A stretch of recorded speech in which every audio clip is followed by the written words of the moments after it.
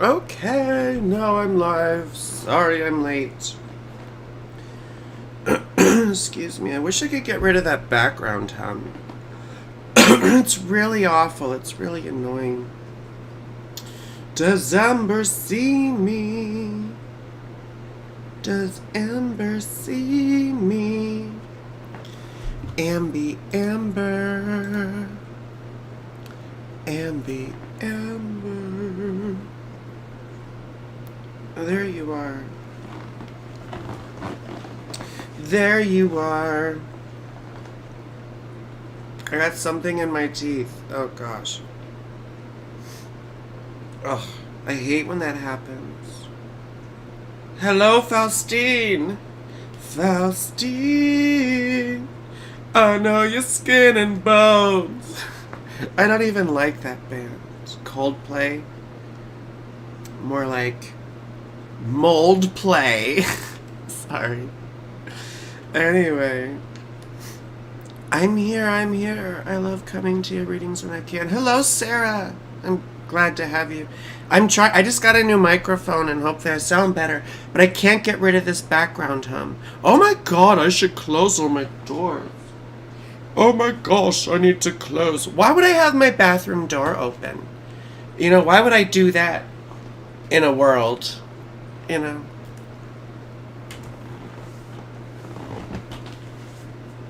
Hey, baby.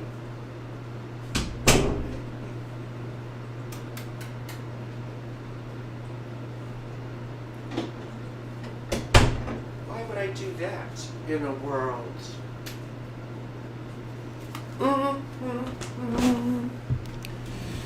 I sound good? Do I sound as good as I look? I'm kidding. I'm half kidding. We should get... God, that background hum. And it's from my computer. I could see it right here. And it's bugging the ever-loving shiznaz out of me. You know? But the microphone sounds pretty good. Mold play. Yeah, more like mold play. They're an awful band. I'm sorry. They're probably good musicians, but I just can't stand it. Am I delayed too much with... Let me just double check. I'm just giving people a couple seconds to get here. In the meanwhile, I'll just sing to myself. You know? Lying in my bed, I hear the clock tick and think of you. Lying in circles, confusion is nothing new.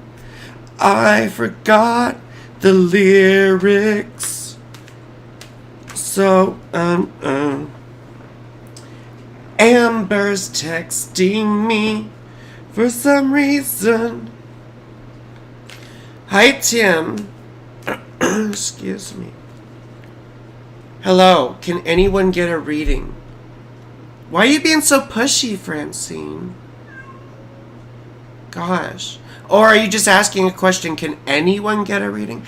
I prioritize people who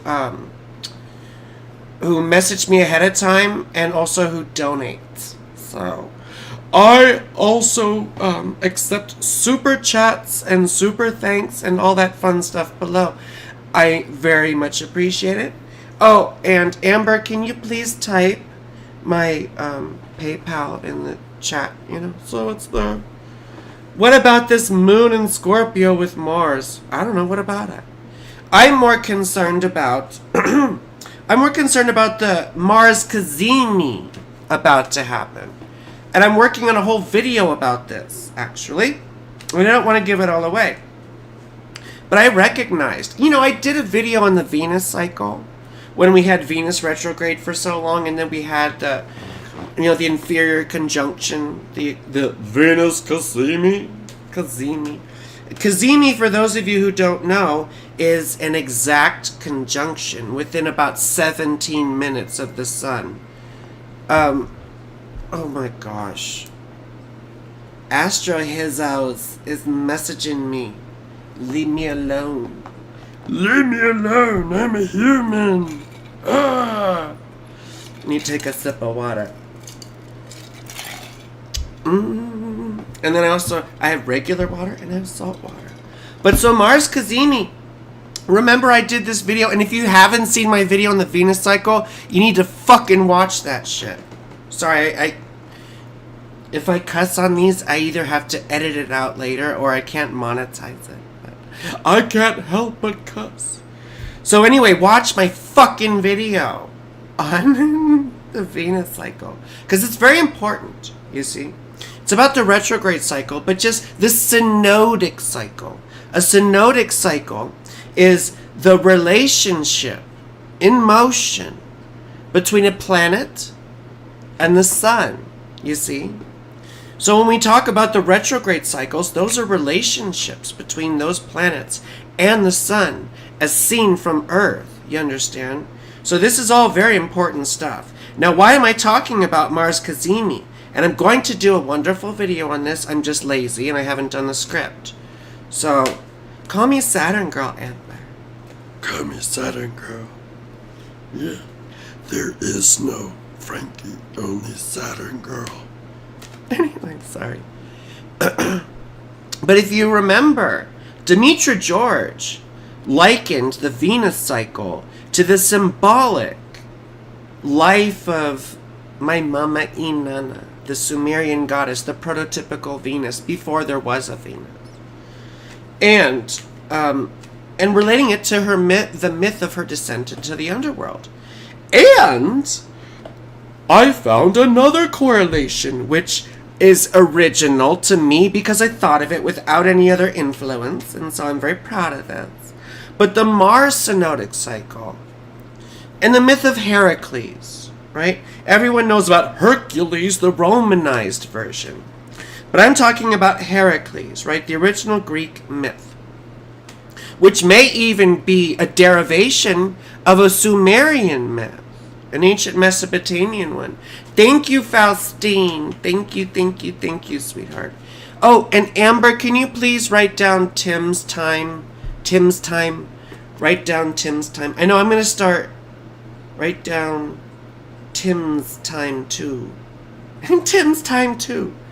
I like, alliteration. Tim's time too. Anyway.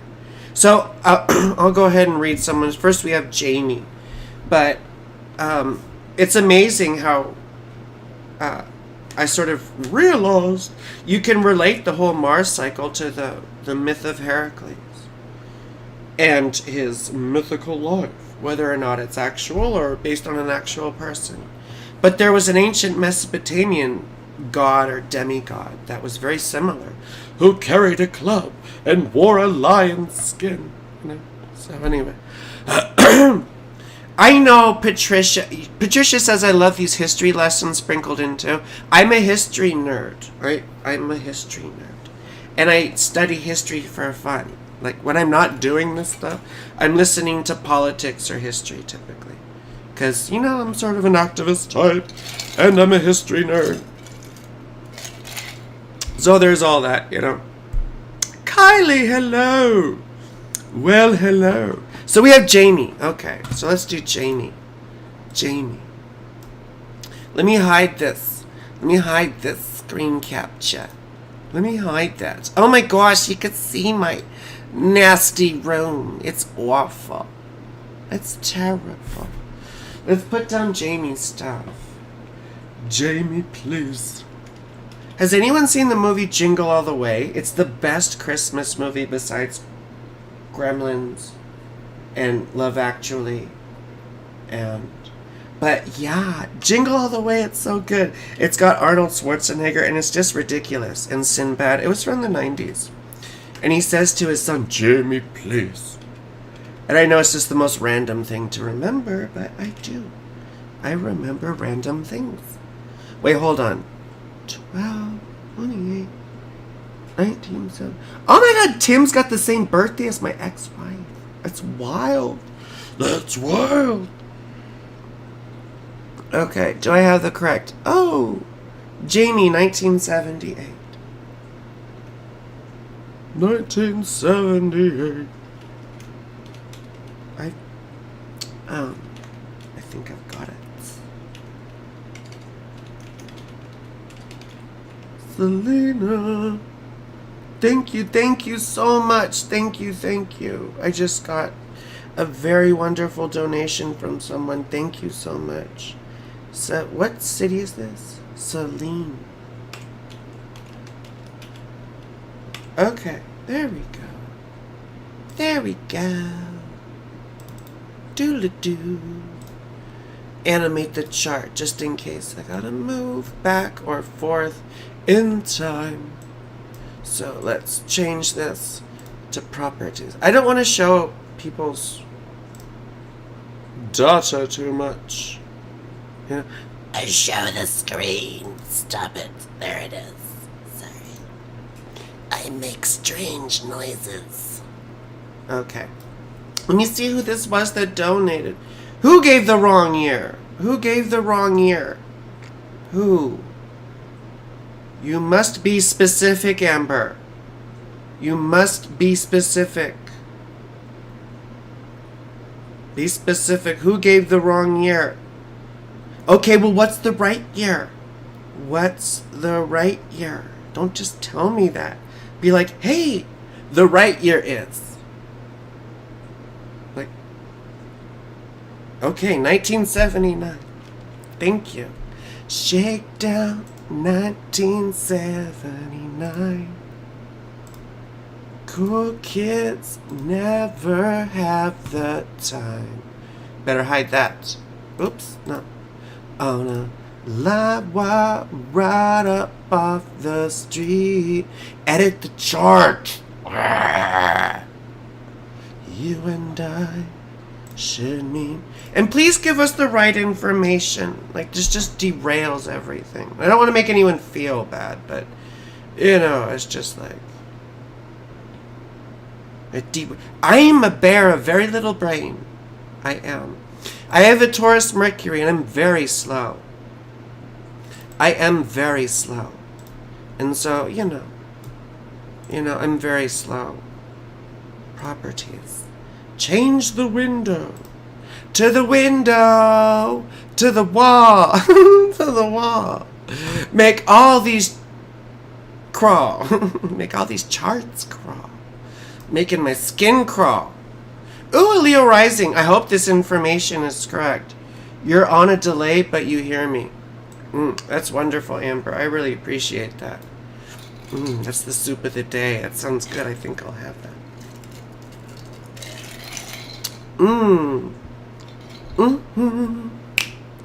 Oh, let me see who donated this.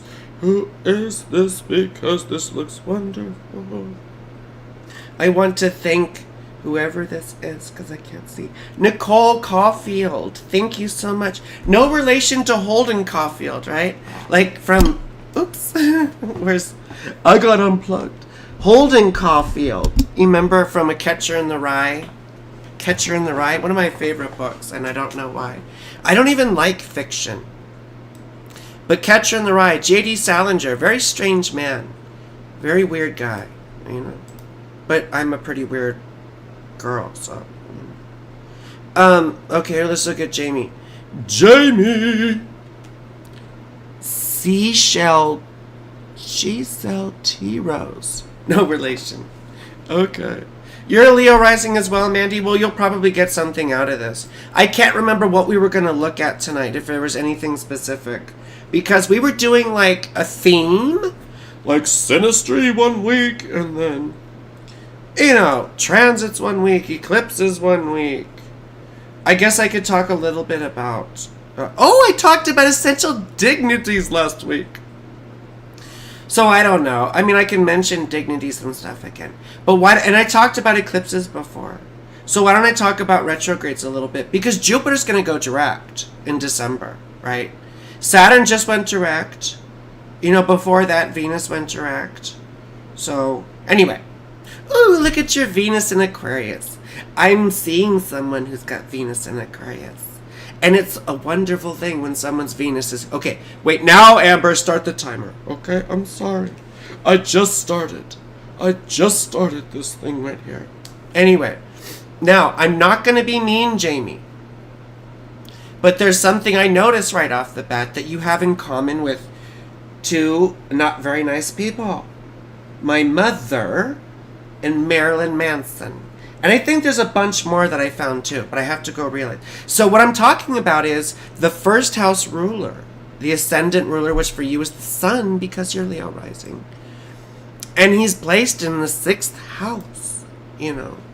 And so I see that with very mean people or mean-spirited people, but I also see it with people who have to face incredible odds. Okay? Amber, don't derail my thing. What do you say? Don't derail my train of thought. Okay. You're good. I got you. Thank you, Amber. Good. I'm not good, though. I'm a very not nice person. And Amber knows that I'm not a very nice person. But she puts up with me because, you know, I don't know. But I'm not a nice person. So anyway, I see this configuration not only with mean people, but also with people who face incredible odds. You see? People who have to deal with a lot of health complications or chronic illness. People who are workaholics. Or, right? You know, I always mention the example of Muhammad Ali, who had his son in the 6th house. Excuse me. And he faced incredible odds, didn't he? I think of him, right, when he joined the Nation of Islam. And he burned his draft card, right? He basically took on the entire United States government, right, with his protest of the war. And that was, I just did a loud echo. I don't know what that means. Disconnect my earbuds.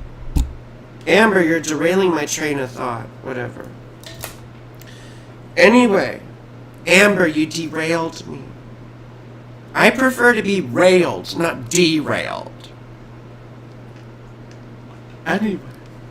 So, Muhammad Ali, he basically took on... Now, he was never going to defeat the United States government, was he? And he knew he wasn't. But he also knew it was a fight worth having, right? So that's something else that you see, people who face incredible odds. So I hope you're not a mean person, you know? I hope you're not a mean person. And you have all this fun stuff in your 2nd house, which is another big feature of your chart. And it's not fun. You have Saturn in the 2nd house. You have Jupiter there, right? Like, oh, Jupiter in the 2nd house. But Jupiter is what? Retrograde and in detriment or adversity. He's not dignified. He's very unhappy. He's in a sign that he hates, isn't he? Now I'm getting hot. Anyway. He's in a sign that he hates. Now, anything good that he would do would be greatly delayed too. So you just have a very unhappy Jupiter, unfortunately. You know, thank God that you have a night chart and Venus is your primary benefic planet. And Venus is angular. She's on your descendant, right? That's very, very good for your poor way of Venus, you know. So at least your most benefic planet is sort of, you know, powerful. Does she have any reception with anyone? Does she? I mean, she's got reception with the moon, right? The moon's exalted in Venus' sign of Taurus. And then the moon is square, technically, Venus. Now, I have the moon square Venus, too, right? Yours is a wide orb. Mine's a little bit. You're not mean. Everyone says they're not mean, Jamie. Except for me, I admit that I'm mean. You know, at least I admit it, that I'm not a nice person. And I could find excuses for it all day long. Oh my God, Pluto's conjunct my moon. It's always hard to break up with those people when their Pluto's conjunct my moon. So anyway, when you have Venus square the moon, it makes us very paranoid in relationships, you see. Because we fall in love and then we get scared. You know, because there's a disjunction between our need for emotional security and our need for romance or love. So it's this sense of like, oh my God, they're going to find someone better. They're going to find someone cuter. Excuse me, Albert. They're going to find someone cuter. They're going to find someone, I don't know, smarter or whatever. Not that that matters. Someone kinkier or better at rope. Right? You know, but... and it causes us to do all sorts of silly things. Sometimes we cheat on people, or sometimes we break up prematurely, or we just let the paranoia run us ragged. And so we have to learn, to be secure in ourselves in order to be secure in relationships. Unfortunately, right? Unfortunately.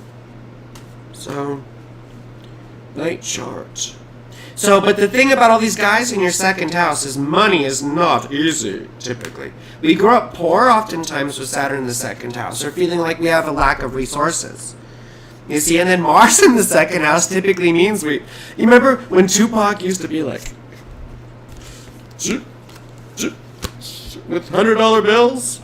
Mars in the second house needs to, be more careful with money and budget itself a bit better. You see? So, and anyway, when you have Chiron up there, now I always make fun of asteroids, but I do look at Chiron, because I think of Chiron as a mini Saturn. And it's so interesting with the Heracles myth, isn't it? Because Chiron was Chiron was an immortal centaur, right? And he was one of the wisest, he was one of the two wisest centaurs. There was Pholus, right? And there was Chiron. And Chiron was a healer, a physician, a scholar, a philosopher, and all these amazing things. And Chiron and Heracles, right? I've been corrupted by Disney. Chiron and Heracles were good friends. I mean, in some parts of the myth, Chiron taught him or whatever. And then Hercules accidentally kills him with the Hydra arrows. But Chiron is immortal. So instead of dying, he just sort of lingers there in perpetual pain with the searing, burning, right, of the Hydra blood, you see? And it's sort of important to recognize that, because that's sort of the Chiron symbolism. And when you have Chiron conjunct your moon, it can make for a very difficult emotional situation, right? It can give us mental illness, depression, right? The wound of emotions, trauma from childhood. And it's in your 10th house, so it's probably your mother. And it's also in the 10th house, so there's this sense probably of lacking life direction until, you get into your late 30s or early 40s. It's like, you never really know what you want to do. Ooh, this is what I want to do. Yeah. I love romance. Oh, and look what's after that. Yeah. It's what's on my mind. I need to focus on my business, but I'm really focused on having fun. That's what I'm really focused on. Anyway, Amber just told me it's time, so we're going to move on to the next person. I'm sorry I went into that little peripheral thing, but it's really important. The last thing I'll mention, though, is that Venus in the 7th house can be kind of a simp. Now I know your Venus is in Aquarius, and it's conjunct my rising, technically. So we would probably get along. But, it needs to learn to be independent. And when you're a Leo rising, you're learning how to build a strong, independent, and powerful personality. Not for your own self-aggrandizement, but so that you can be useful, in a wider context. Because the reason why we study all this bullshit in the first place is to develop as conscious beings, whatever that means to you. And that necessarily entails connecting, right, with other beings and with existence at large, progressively, unfolding like a flower does, right, to the sun. Yeah. You see, I love sex and money more than anyone, but that's not the primary reason we look at the chart. The primary reason we look at the chart is because we have an aim to understand who and what we are, and eventually to reintegrate with the rest of existence, whatever that means. And it only comes, again, I'm preachy, whatever, from analyzing, and I don't mean, that's a bad word, from observing and feeling your own sense of self and individuality. Because eventually you realize it's sort of a figment. It's, gosh, I am getting hot now. It's erected upon misunderstandings and things that we acquire in life. From associations, from parents, from memories, from experiences. And then we view the world through all these lenses, don't we? We see things, as St. Paul said, through a glass darkly, which is the layers of identification. You know, I'm this, I'm that. I'm like this, that. How's it go? Like this and like that. And I don't know. It's from the 90s. But anyway, let's go on to the next chart. I just think that's worth mentioning, you know, because people have a big misunderstanding of this sort of thing. And it's not just a parlor trick. It's not just for fun. I don't necessarily believe in spirituality at all. I don't not believe in it either. But I'd like to find out what is. Ever since I got into Buddhist logic, I've become a bit of an empiricist. So, what are you saying, Amber? Oh, you said, yeah, I know you said time. Thank you, Amber. Mandy! We have Mandy Kane. I'm going to call you Mandy Kane. It's Mandy Kane. Mandy Kane. I used to have a friend named Amanda, and I would call her Amanda Conda. Excuse me. And then I would call her Mandy Kane. Mandy Kane. Let's see Mandy. Mandy is a Libra. Mandy just had her birthday not too long ago. 1997. Gosh, I'd hate to tell you what I was doing in 1997. I think I was 15. 14 or 15. Maybe I was 14. I invented emo. Because, you know what emo really is? Emo is just like a hyper-emotional goth kid, you know?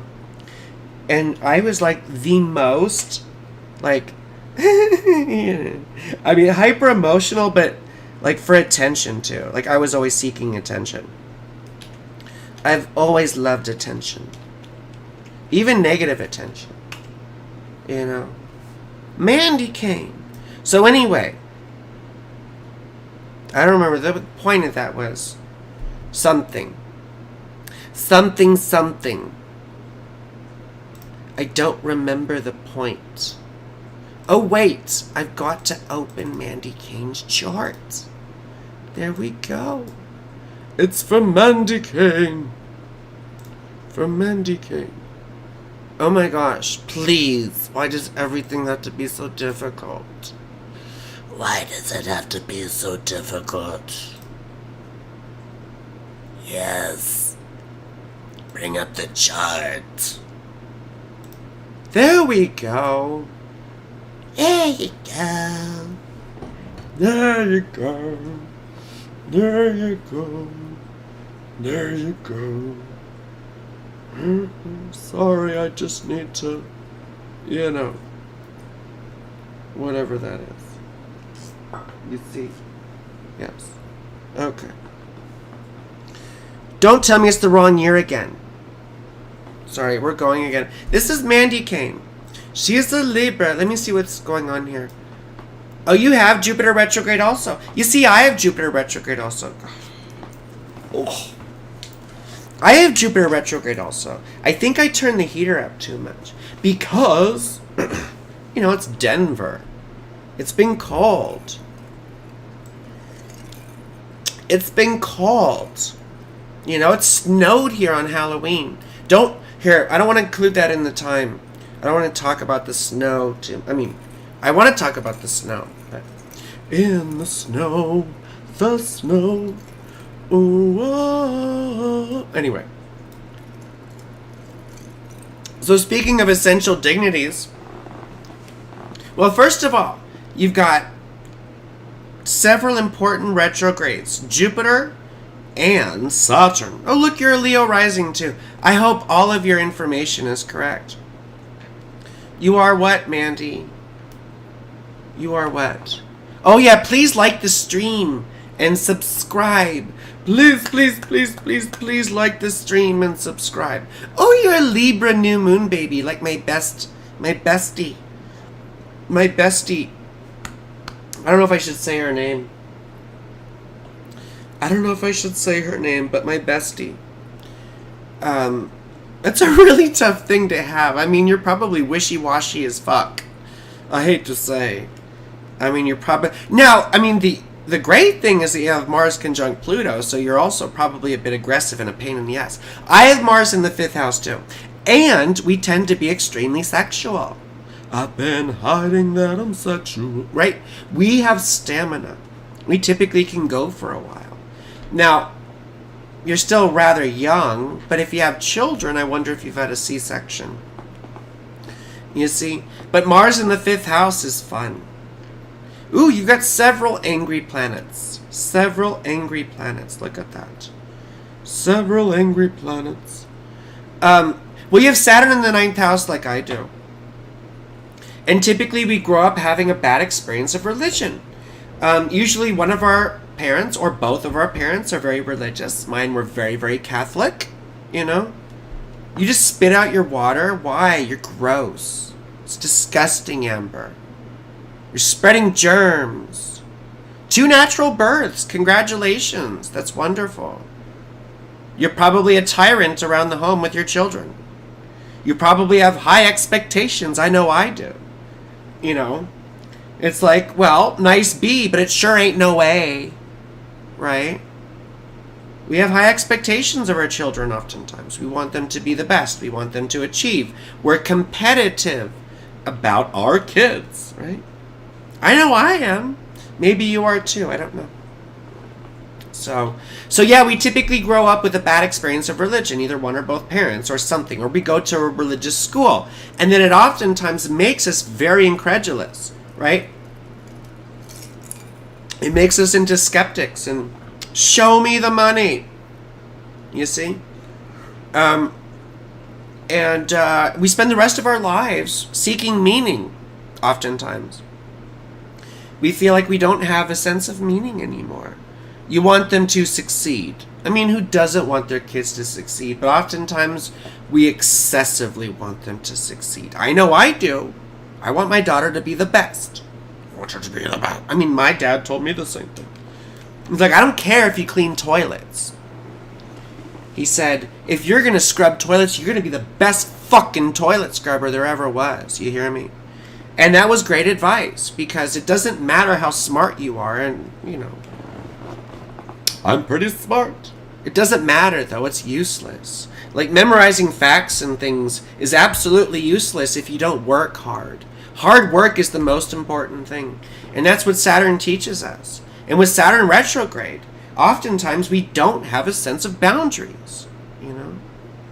We need to, you know, we can be great about other people's boundaries and respecting those, but we suck at our own, you know? And with this Libra new moon shit, you know, like my bestie has, I guarantee you let people walk all over you a lot of times, you know? And you may have had dad issues, because on the one hand, Chiron's there in the 4th house. On the other hand, Venus is very unhappy there in Scorpio. You know, she's actually exactly on your IC also. So it probably makes you a bit awkward, you know? It probably makes you a bit socially awkward, a bit creepy, right? Maybe you get obsessive about guys or relationships, you know? Creepy. And, you know, the thing about Mars conjunct Pluto is it's like a she-wolf, you know? I'm saying she-wolf because with a name like Mandy, I thought you're, yeah, you're awful with your own boundaries like I am. I have my Saturn retrograde, but mine's exalted. You see? Yours is very unhappy. Yours is in fall, in Aries. You see? And retrograde. So, that's just a difficult thing to have. Now, he's also your 7th house ruler. So you probably are attracted to men or women or partners who are, you know, deeper type people or wise in some way. Not just smart, but like deep and philosophical. You know, you want people who are... Amber, you're keeping track of time, right? When's time? Because I don't want to miss people. I'm not trying to be rude here, I'm just saying.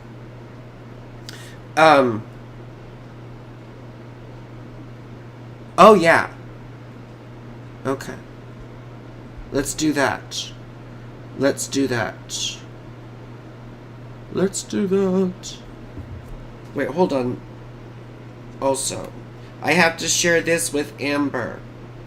I have to share this with Amber. I have to share this with Amber. . 'Cause I don't want to miss people. I'm not trying to be rude here, I'm just saying. Oh, yeah. Okay. Let's do that. Let's do that. Wait, hold on. Also, I have to share this with Amber. I have to share this with Amber.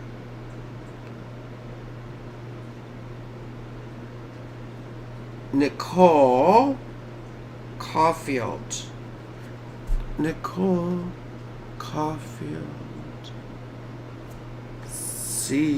She's the seashells.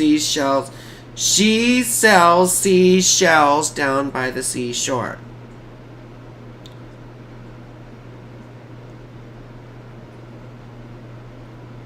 Okay, now let's go to the next one.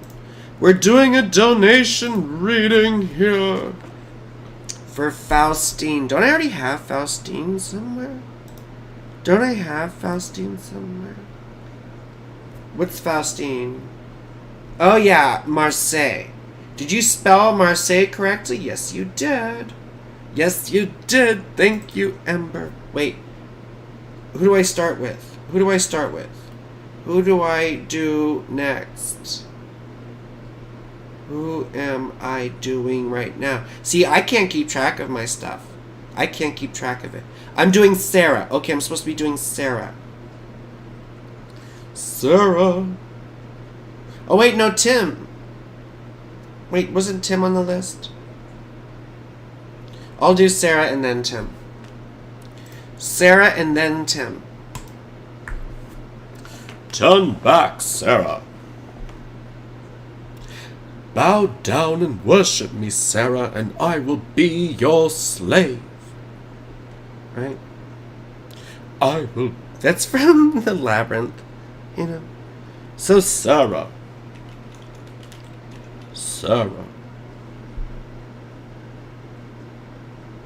What? Just tell me. Who is now? Tell me, Umber. Who is right now? I need to know. Okay, thank you. Turn back, Sarah. Sarah, friend. I'm so stuck on the Labyrinth right now. Sarah, friend. And she's... What's this date? I think I see. We have an Aquarius. 1999. Oh my gosh. I was being naughty and filthy in 1999. I was a raver back then. I don't have a birth time for Sarah. I don't have a birth time for Sarah. Oh my god. I have no birth time for Sarah. No birth time for Sarah, Amber. Date, time, city. It's always three things. Date. I shouldn't do that. Okay. Three things. Date, time, city. Date, time, city. I'll look at the chat really quick. Okay, birth time too. Okay. Cool. The Moon Tree Intuitive. Thank you so much, sweetheart. Thank you so much. The Moon Tree. Okay. So now back to Sarah. Turn back, Sarah. It's 2 something. And it is Sarah. Turn back, Sarah. Wales. Oh my goodness. Wales. In Glamorgan. Welsh. A Welsh person. That's not a good Welsh accent. You can't really understand Welsh people anyway. It's like, whoa, whoa, whoa, whoa. Sorry. I'm sorry. Wales. We got the Princess of Wales here, Sarah. I'm sorry, that's probably not very respectful of Diana, but I just thought it was funny. Wales. Oh, wait, no. Animate. Now do it.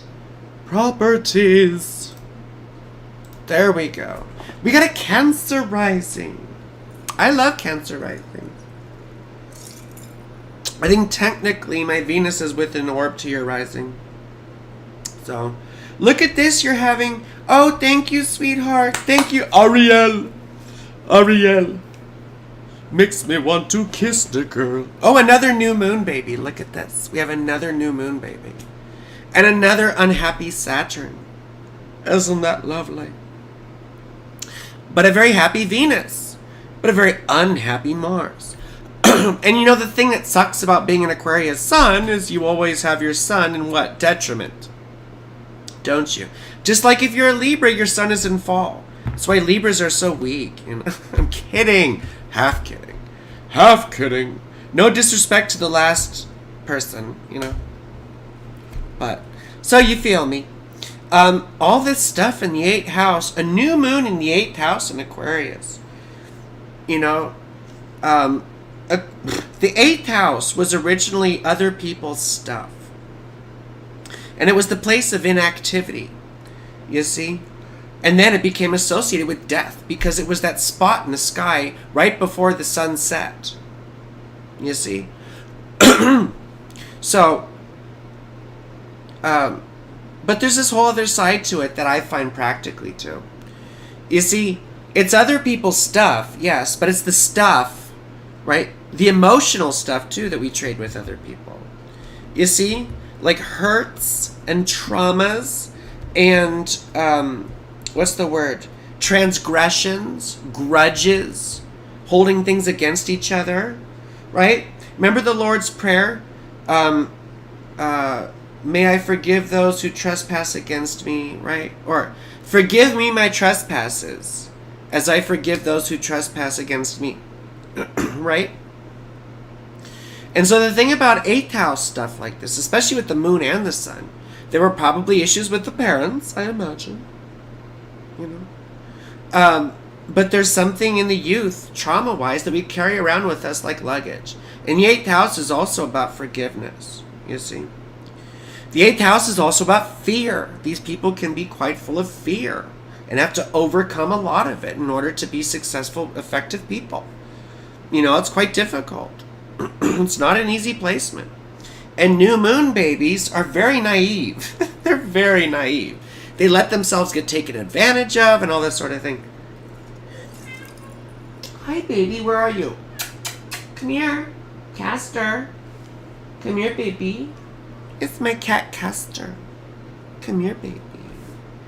There's Castor and Pollux. Come here, baby.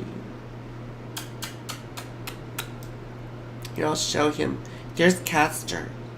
He's a sweetheart. They're two brothers, Castor and Pollux. And no, I didn't name them for Gemini. An ex-girlfriend named them for the movie Face Off with John Travolta and Nicolas Cage. It's a good movie, you know, and it just happened to be that I'm a Gemini sun. So, but they're very sweet cats. They're on medical diets. He's on kidney food, and his big fat brother is on weight loss food. And they keep trying to eat each other's food. It drives me nuts. I try and lock one of them in one room and the other in the other room. And all they do is sit there and yell through the door. Meow! Meow! They yell at me. I swear to God they yell at me. I know what they're saying too, and this isn't crazy. I know what they're saying. I know what you're saying. I know what you're saying. I know. Anyway. So, back to this. You see, the moon rules your first house and it's in the 8th. So I have to tell you, you know, and I'm not trying to be rude or forward or anything, but I see this in a lot of cases with people with self-harm, you see. And I have a history with it, you know. I've been bipolar since I was a little child. And, you know, a lot of us have to deal with stuff like that. And so I mean, Ernest Hemingway had something very similar. You know, first house ruler in the 8th. And so I always tell people, please, you know, Learn to see the stuff that you do well. With Saturn in the 10th house, oftentimes we have no sense of self-direction. You see? And you're probably attracted to very successful people, you know. Or I imagine you would be. I wonder if Dad was sort of philosophical or religious, but not in a bad way, you know. Not in a bad way. You have another 5th house Mars, just like me and the last girl. Man, we would have an awful party. You know. We have appetites. We're insatiable. You know. We're insatiable girls. So, just so you know. Ain't nothing wrong with that. But your first house ruler, the moon, conjunct Uranus. Excuse me. You're a really weird person, probably. I mean, you probably don't want to stand out, but you just end up standing out. Even if you wanted to fit in, you know. Anyway, we do have to move on to the next person. Sorry. Oh, I should hide that. Hide that. Where's my familiar? Oh, there he is. My boys. My baby boys. My baby boys. My baby boys. Okay. So, right?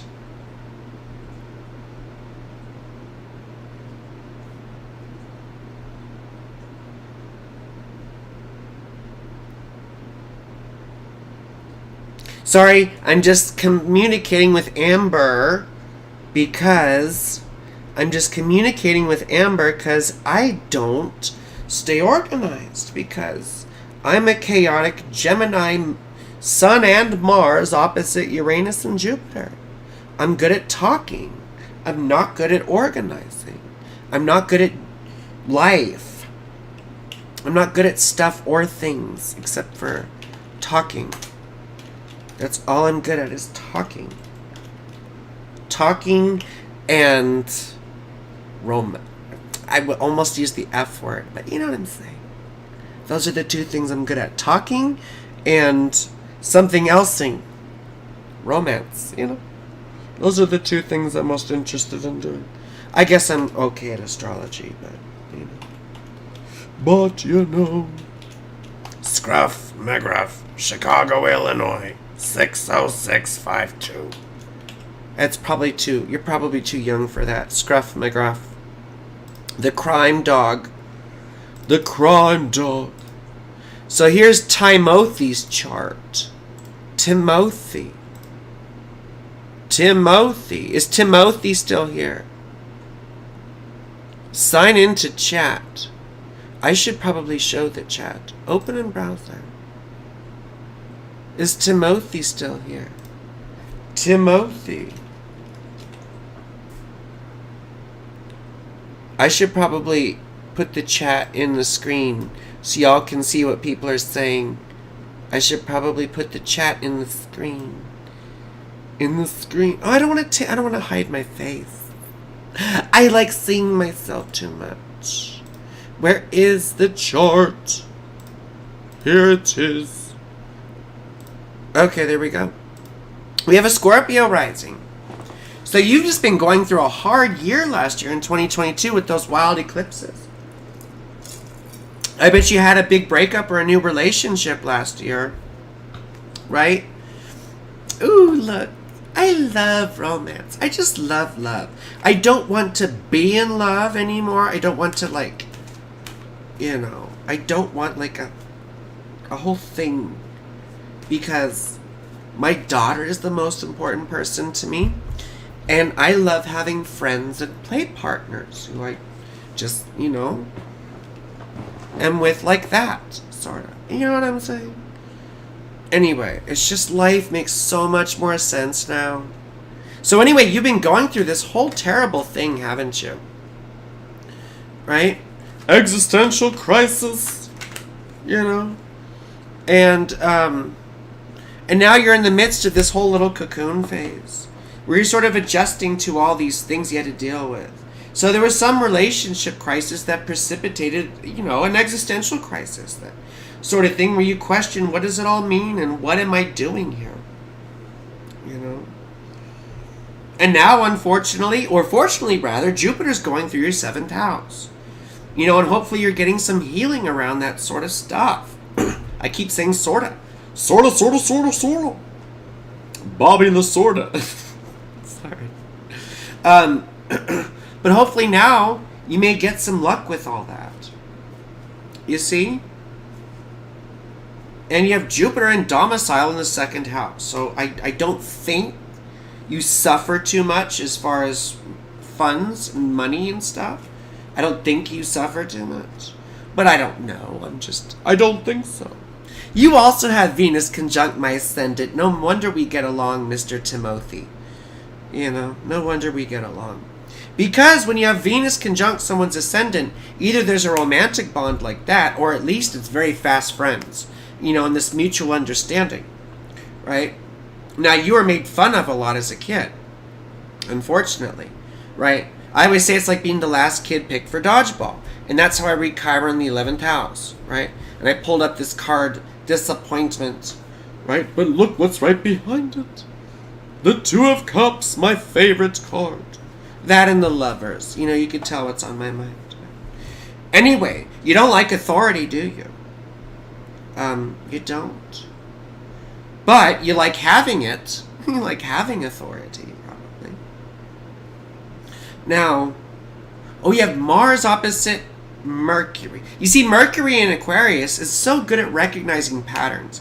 And when it's in the 4th house, I have Mercury in the 4th house too, on my IC, right? And we very much like history oftentimes. We're very interested in the past. And that's how we learn about the future, because patterns repeat themselves. And people are pretty well circumscribed, which is why astrology works pretty well at determining people's general patterns. Yeah? Because we realize we're very well circumscribed by our patterns, unfortunately.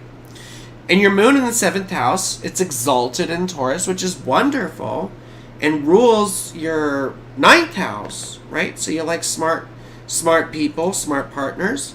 But the thing that sucks is you can be kind of a simp, you know? And by that, what I mean is deferential, or let yourself maybe get treated in ways that you wouldn't normally get treated. But your Saturn is conjunct your Sun, and you're having your Saturn return. You know? So this is about learning about fun and pleasure. And sex, hopefully, right? I hope you're getting out and enjoying yourself. And I know you haven't been, and you need to. You know? And it's very difficult these days, because it's hard to connect with people. But I've also found my niche, you know? And believe me, it took me 40 goddamn years, but ooh, look who's here too, the Lovers, is saying hi. So yes, this is what you have to do. And the Sun conjunct Saturn is often very good at self-discipline. So take advantage of it and grab yourself by the scruff of the neck and force yourself to do fun things. You see, I gotta hide this. Hide the Hydra.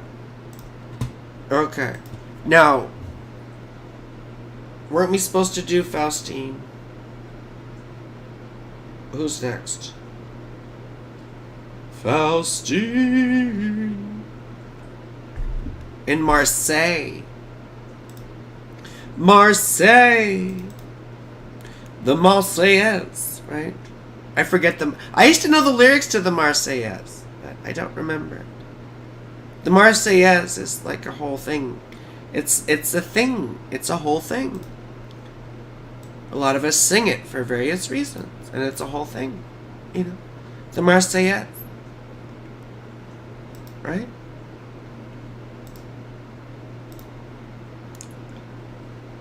I have something in my teeth, and it's really bugging me. So here's Faustine. I've seen this chart before. I've talked about Venus on the ascendant. I've talked about a 12th house moon, which really sucks. You know. So I hope you don't have to struggle too much with addiction or mental illness, because that's how I typically read it. And it's opposite Neptune, which is how I typically read that too. You know. La Marseillaise de Crowley. Oh gosh, that's too funny. Oh, and the moon is really closely trine Pluto. So even if you didn't, well, you see, the moon and hard aspect to Pluto is especially difficult. I usually see that correspond with abusive or domineering mothers. But sometimes, even the trine and the sextile can be like that too. More often, though, what I see is people who had like an unusually close relationship with their mothers, and almost in a creepy way, where you would share everything with them, like about your sexual life, about, experimentation with, it's a taboo relationship with mom, typically. Ugh, why does that have to suck? Why do things have to be so, things are just difficult for me. There was a French philosophy, and Faustine might be aware of this. I mean, it was a jocular, meaning a joke philosophy called resistentialism. And the core tenet of resistentialism was that things are against us. It was that inanimate objects are waging an eternal war against humans. So like when your keys disappear or when you can't find them, it's because they purposefully move themselves just to cause you problems, just to vex you, just to upset you, right? Those malicious keys of yours, right? So that's resistentialism. It's basically that the objects of the world are engaged in a battle with you, and they're trying to cause you trouble and sometimes even harm, So lots of us here tonight. Readings are Cancer rising. Interesting. Yeah, and I'm dating 3 different Cancers. So that's pretty cool. Well, now it's just 2 Cancers and a Pisces. So, well, at least you're cute. You've got that going for you. Who are you? Who are you? What do you have going for you? The fuck you talking about? Sorry, maybe you don't mean it like that, but anyway. That's how I took it. I took it as like, oh, you're cute, but nothing else going on. Well, if that's what you mean, you can get the hell out of here. So, I don't have time for that bullshit. Pluto square Venus double whammy? What are you talking about? Double whammy? What are you talking about?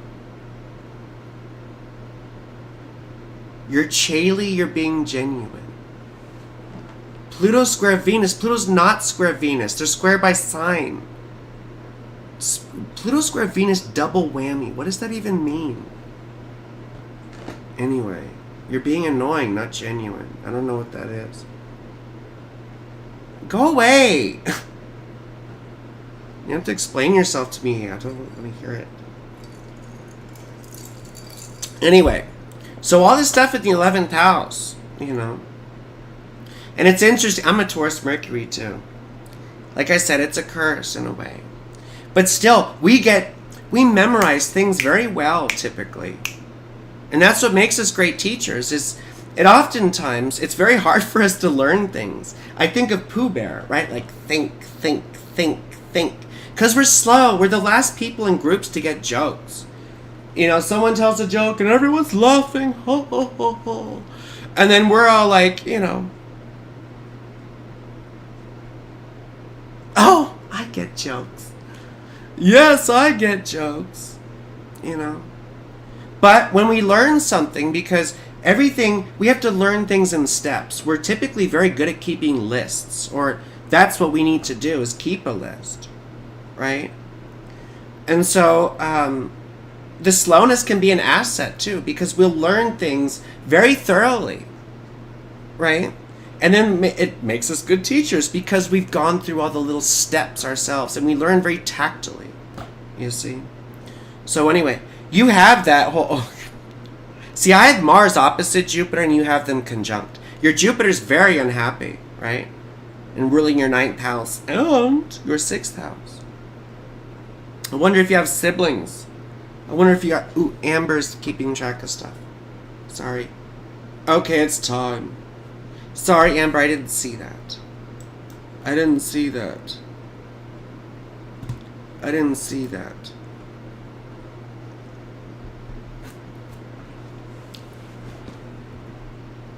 Okay, who's next? I got the menu of a cannibal. Who's next?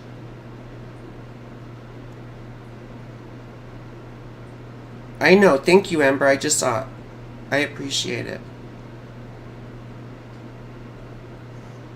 Okay, Moontree. Moontree. Moontree.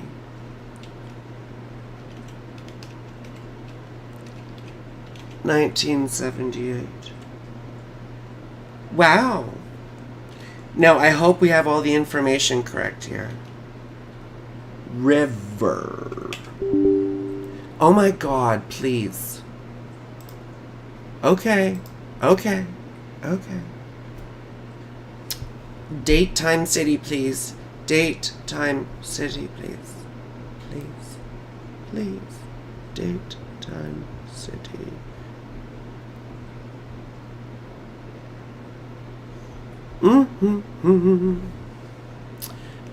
I'm sorry, but, you know. Neurodivergence.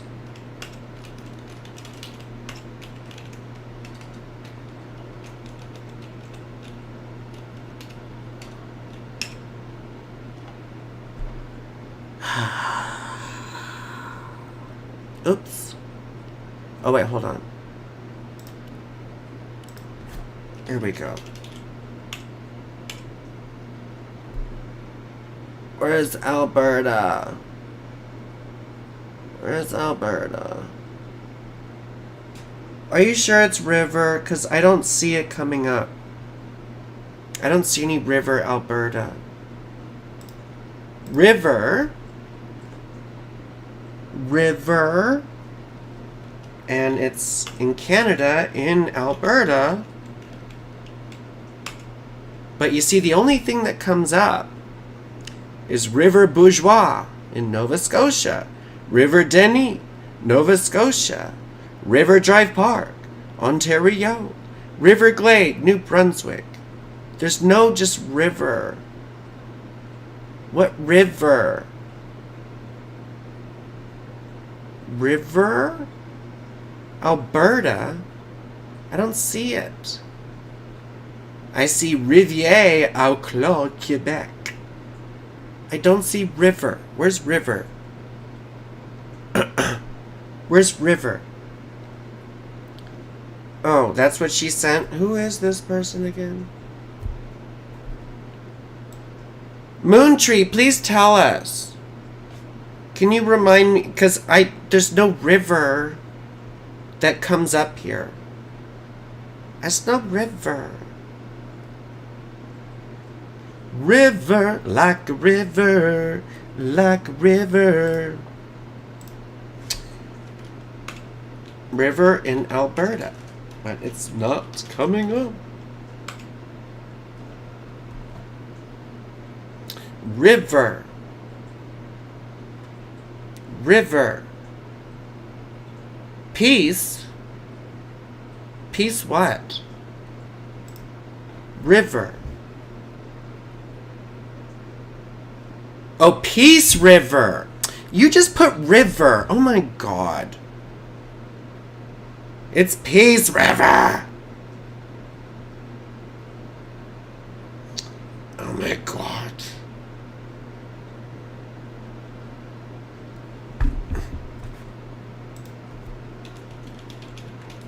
All I saw was river. I need date, time, city.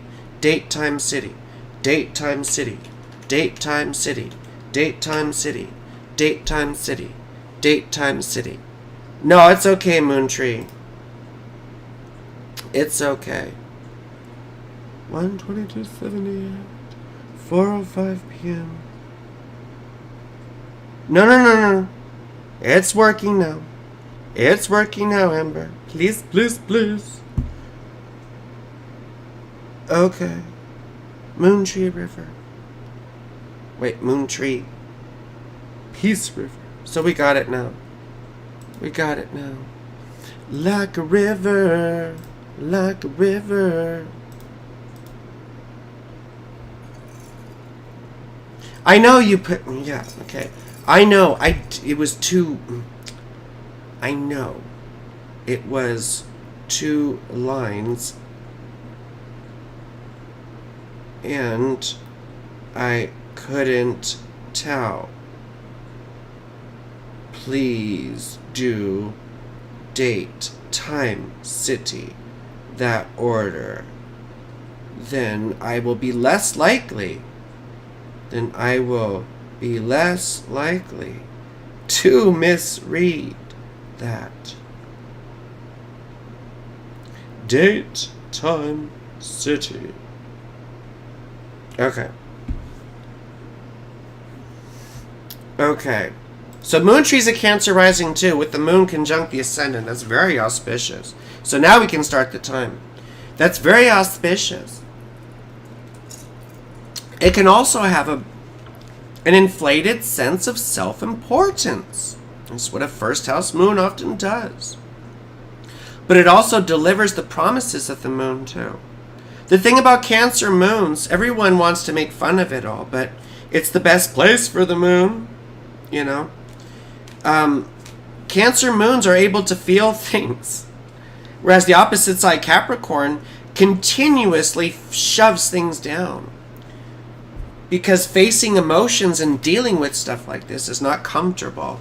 Because there's a fear of being vulnerable. Cancer moons can often be vulnerable. Now, there's probably other things in the chart that can often indicate that that's more difficult. But you see, it's also something, the moon expresses herself properly in Cancer. She's able to, I said feel things, but it's more than that. It's the ability to process stuff. It's having a flow. Whereas Capricorn is a stop. You know, you think of like a, what's the word? A blockage, right? Like your drain gets blocked up. That's like the moon in Capricorn. When the drain is clear, that's like the moon in Cancer, you see. I know that sounds like I'm talking about, hi Hector, it's been a long time. Hector. I didn't go live for a long time because I was figuring out technical difficulties and I had surgery. So, you know. Anyway, Saturn is very unhappy, and you have Saturn and Mars in the 2nd house. So you probably have not had an easy go with money, right? Is all this information correct? I sure hope it is, because it just seems pretty wild that we have so many Cancer risings with so many 11th house Chirons. And now we've had 2 8th house Suns and Venuses. So, you see, it's pretty wild. Pretty wild. I wonder if your dad passed away early on. Death of dad at some point, no? Dad? No? Anyway. But 2nd house. Just watch spending money. And you probably didn't grow up with a lot. And so that's why it's nice to buy nice things and all that. But, you know, learning to budget ourselves. Because otherwise, you know. Mars rules your 10th house. But he's retrograde. So any good stuff from your career happens later in life. You know. Unfortunately. But, you know, that could be now. So, you know, I just turned 40. You're like 45 then.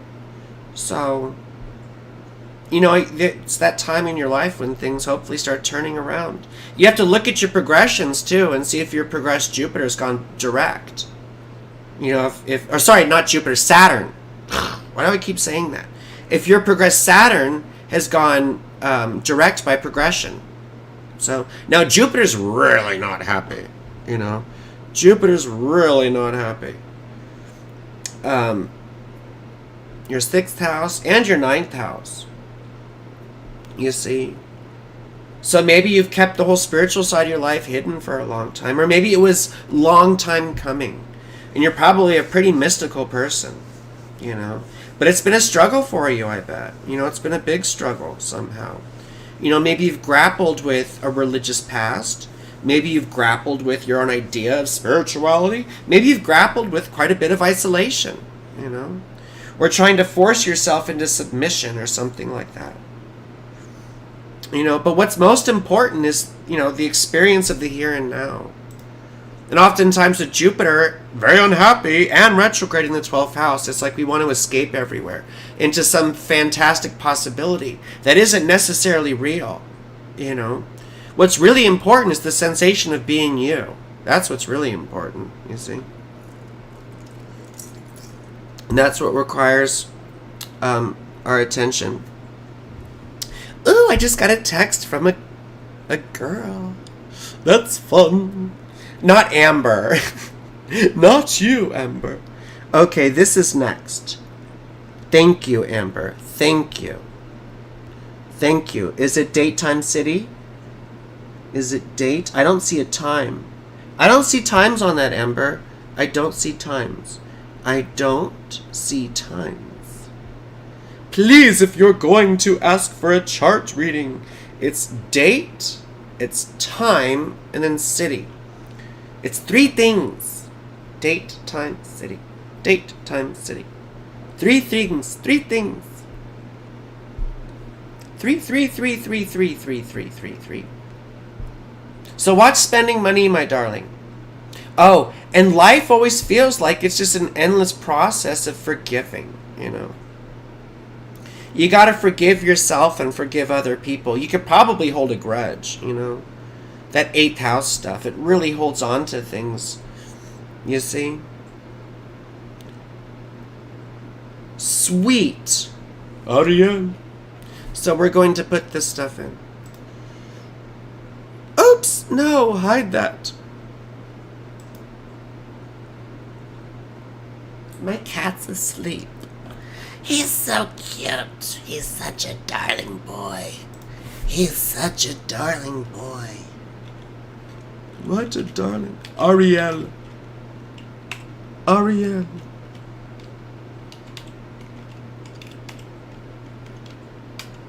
Oh, 1983? You're born the same year I was. I'm 1983. 1983. 1983. Santa Monica.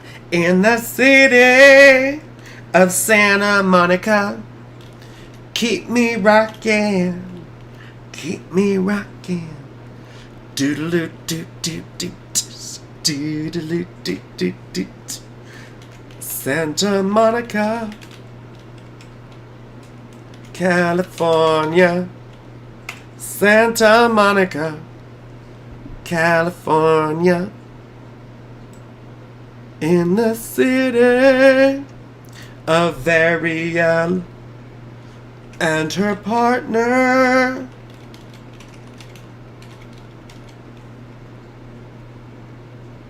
And her partner, who's a Libra. Okay. Excuse me. Pardon me.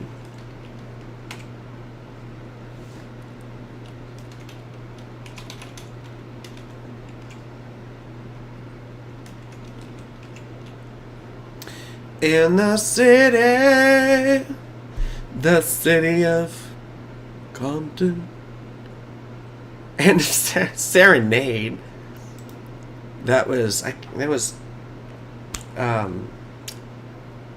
Tupac. Okay.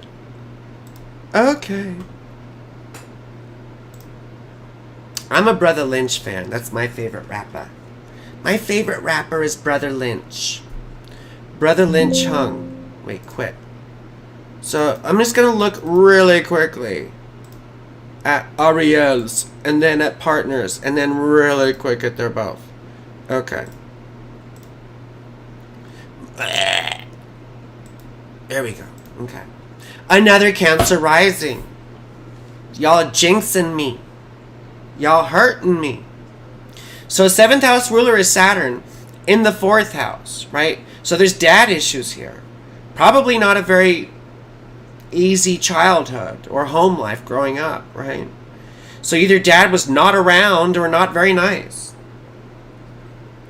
You see, and when that's the 7th house ruler, then that gives us daddy issues, and we're looking for daddy, and we're looking to supplement that sense of lack through partners, and that never works, because then you try and do what? You try and meet their expectations, right? And you try to make them proud, right? Proud. You try and satisfy what you think they want. And that doesn't really help you at all. And then it makes you resentful in the relationship. So you want someone you can feel safe and secure with. That's very important. But it's also important to recognize that your Venus is not happy. You know, your moon, your first house ruler, is happy. You know, that's a wonderful thing. Mars unhappy in the first house. Isn't that wonderful? But we're not going to go around on all that stuff. You see? But Venus in the 3rd house likes to relate to people through intelligence and, you know, sharing ideas. Oftentimes. Sorry, you're a Cancer rising as well. Yeah. How is it not your chart? Wait, what's going on? What's going on here? What's going on? Who's not what's chart?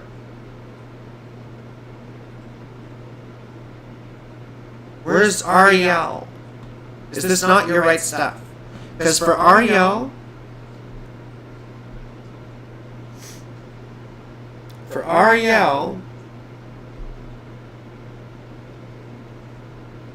okay, well, what's your, I've got, it's PM, I have AM. Okay. It's PM, I have AM.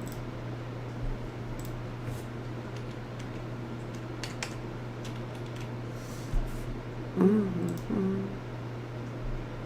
I wish Amber could type these for me too. Well, 3:26 p.m. gives you a Sagittarius rising.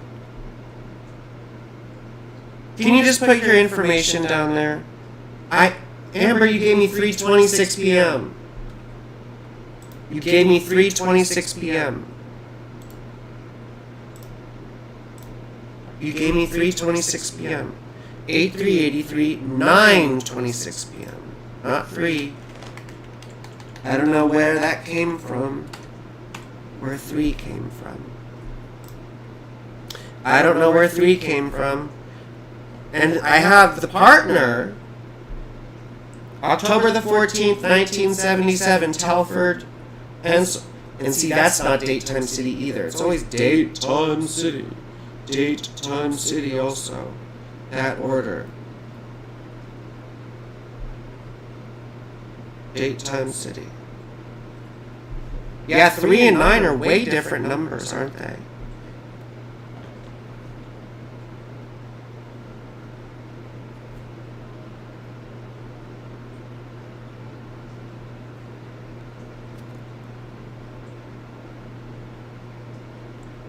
Yeah, why does it say 3:26? So is 6:07 correct? 10:04, not 10:14. So it's 10:04, it's October the 4th. It is October the 4th. That's my dad's birthday. It is October the 4th. That's what I'm going with, October the 4th. October the 4th. This is why I want all this stuff sent to me ahead of time. Because this is redonkulous. 6:07 a.m. Okay, that's my dad's birthday, but 1940. So, this is really frustrating because it derails and it wastes a lot of time. You know? Wastes a lot of time. I really need information correct. You know? I really need information correct.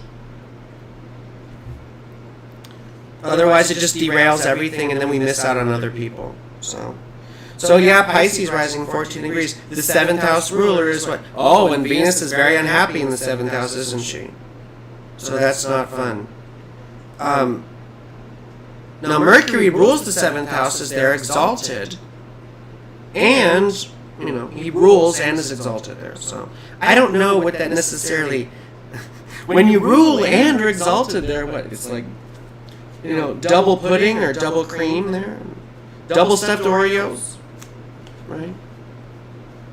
So, and it's very difficult in relationships for you with Saturn in the 8th house because what happens? There's a difficulty getting close to anyone because there's a fear of vulnerability.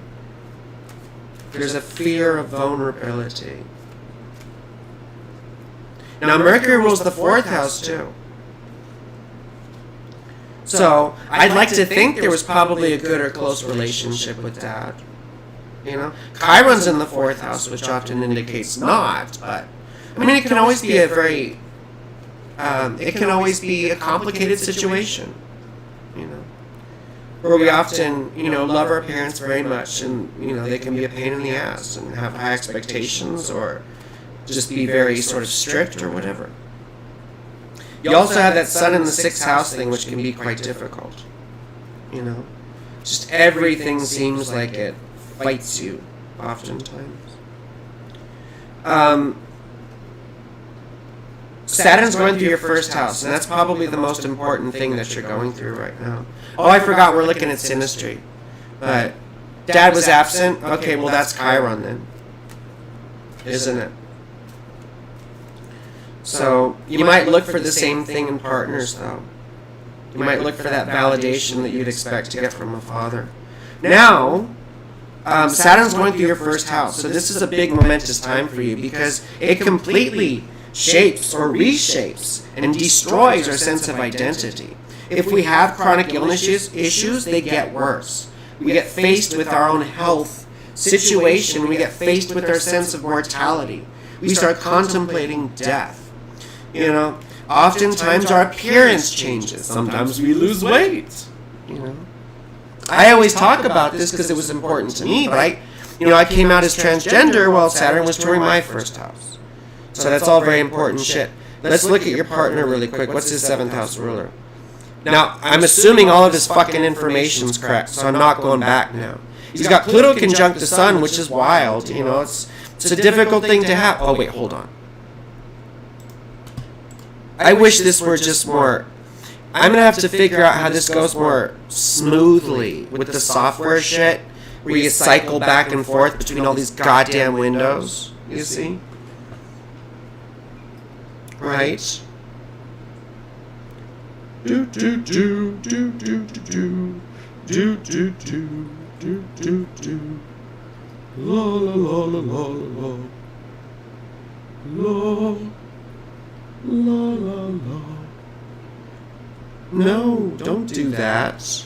Don't do that. Anyway, so here we are. Looks right? Well, good, I'm glad, because we wouldn't go back now. Because we've passed the point of no return. Now, he is sort of an isolated person, probably, or a bit of a loner. Saturn in the 12th house in Leo. I'd imagine so, at least. Does he have mommy issues? Well, I don't know. It looks like his mommy is okay. It looks like his mommy is okay. Well, where's Mercury?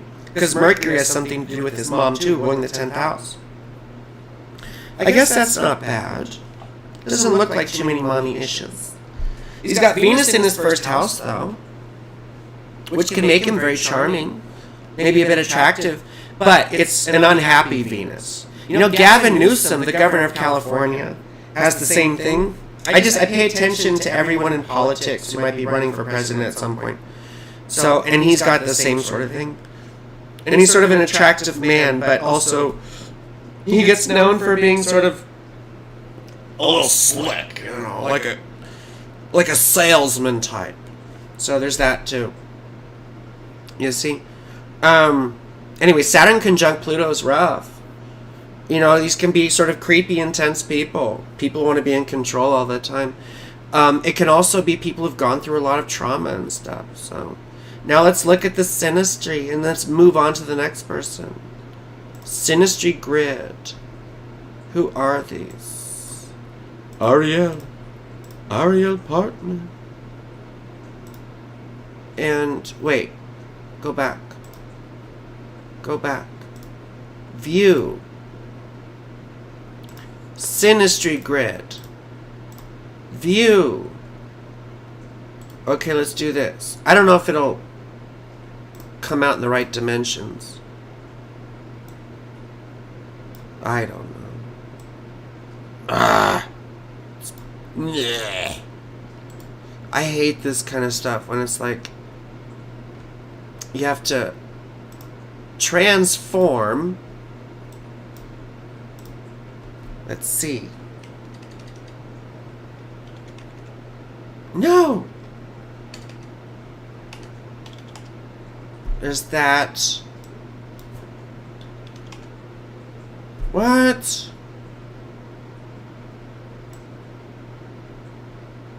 Why does it have to be so difficult? I'll just read it to you. This is too hard. I don't... Oh my god, no, it's too difficult. Well, anyway, now it's here. Ugh. I hate everything. I hate everything. Well, we'll figure this out in a second. I'm just gonna blast through this. What's the worst stuff I see? There's gotta be some awful stuff first. What are the hardest things I see? Any hard aspects of Saturn? No. Any hard aspects of Pluto? No. Any hard aspects of Mars? No. Your partner's Venus is on your descendant, which is pretty important. So that was a very quick attraction. So they probably fell for you quite quickly or got very obsessed quite quickly. I mean, even still, having conjunct the ascendant is even a bigger thing, but still. There's a sense of familiarity and like past, like you already knew the person. It's sort of a big thing. Now, when Saturn is trying the moon, that's very good for longevity, for a marriage type thing. It means that he would feel emotionally supported perhaps by you, or his emotions would not feel overrun by your Saturn. Now, your Pluto is trine his moon, which makes you probably a bit obsessive. And these types of relationships, we feel like we grow deep roots into each other, Again, it's a very obsessive type connection. It feels like we want to wear the other person's skin like a coat, Like Buffalo Bill. So, it can be very traumatic connection because we grow deep roots into each other and we have such a closeness that if we do ever break up, it turns into not a good situation oftentimes. Not a good situation. And there Pluto is trine your moon with a wide orb. But still, it's going both ways. Both ways. I hate that term double whammy. It's such a stupid thing. It sounds like fucking baseball. Double whammy. It's going both ways like I do. Or really 3 ways. If you include non-binary folks. Let me see if I can fix this because it's really driving me insane. I'm using Streamlabs, which is, good program. I'm not super familiar with it all yet. And I'm sure there's better ways to use it. There we go. Why don't we go from the top? And then from the bottom. Alright, we're already at the bottom. Okay. Well, you can see it. And I'm over here. So, I think it's time. I mean, Amber will tell me, I guess. Or maybe she's too mad at me at this point. I wouldn't blame her. So. But those are the bad things. And the good things. Oh, Uranus square the sun. That you often see that with like quick flings. And things that fizzle out. But you do have the Saturn moon thing. It's a wide orbit. Their Saturn is conjunct your Mercury. I mean, sometimes that can feel stifled, like you can't share your ideas or can't talk properly. When Saturn's afflicting Mercury, it's like you're not understood. Or like they don't listen to you. Mars, is there any North Node stuff? Moon conjunct the North Node. That's always a big deal. Venus and Mars are conjunct. Your Venus and Mars are conjunct. Are they?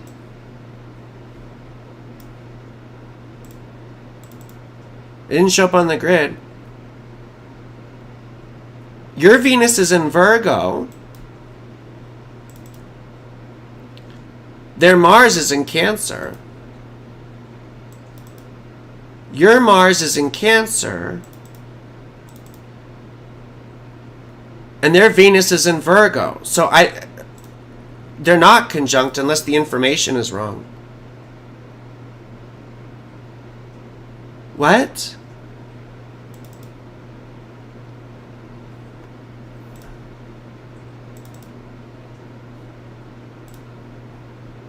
Why didn't it show up on the Synastry grid? I guess I'll look at the bi-wheel next time. I'm looking at a Synastry grid and it didn't come up. Oh yeah, it did. I didn't see that. Okay. Well, they're both unhappy Venuses, but Venus's conjunct is very good, you know. It means there's a shared sense of aesthetic. And that you both sort of love in the same way. And you both relate to people in the same way. Now, it's sort of a servile way. There's sort of a, you know, a mousiness to it. You know? Sort of a submissiveness around Venus and Virgo. Because Venus really isn't happy there. And she gets very mousy. She gets very mousy there. And so we often allow ourselves to fall into romantic traps just because we just want to be loved and liked. But it's very good to have your Venuses conjunct. It's very good. To have your Mars conjunct, you know, that can be healthy on the one hand for a sense of, you know, physical affinity. But it can be very difficult when it comes to how you communicate together. So, because Mars conjunct can oftentimes lead to conflicts, you see. So, do we have to go to the next one? Ember. Or did you have a specific question, Ariel? Double whammy is always used on the... I don't give a fuck where it's used. I think it's stupid. I don't care. I don't care if Linda Goodman does a goddamn thing. LOL. LOL. The fuck do I care? LOL. I don't give a fuck what Linda Goodman does. Like Joan Quigley from the goddamn Reagans, who was super famous. She's a dumbass too. I'm not saying Linda Goodman is anything. I just don't care what the fuck she does. Like, what does that have to do with me? Not a conjunction. No, I was talking about Venus, Venus, and then... Yeah, no, I see that. Venus, Venus. So... I don't care what anyone else does. Why do I care what anyone does? The people I care about... People I care about are Demetra George, Robert Hand, you know, Robert Schmidt. I do pay a lot of attention to Chris Brennan and to Adam Ellenboss. I think Adam Ellenboss is pretty good. I do pay attention to, I grew up on Liz Green when I was younger.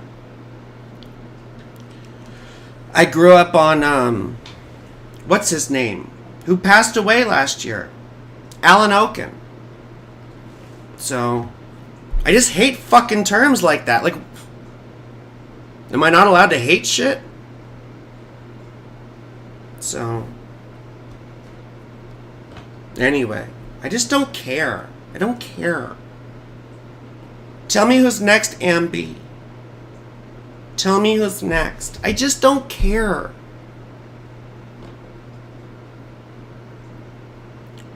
Who's next? You know what? Let me look at a bi-wheel. While I'm waiting for Ambi.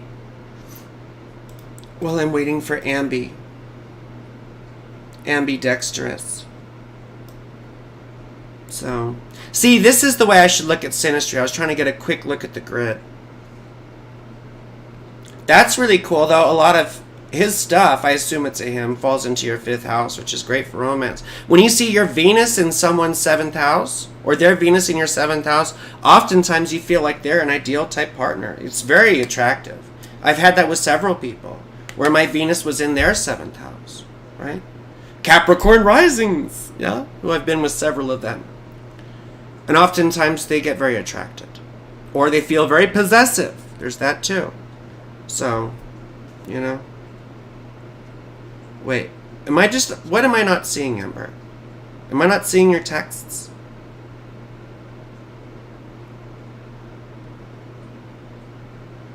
Oh.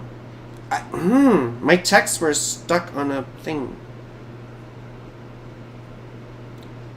I can't. Why does my phone suck? It gets stuck on these threads. Yes, I understand. My phone gets stuck on threads. Basically, I just need everyone to do everything for me. I can't do anything myself. It's a terrible thing. Libra moon. So next is Tara. Tara.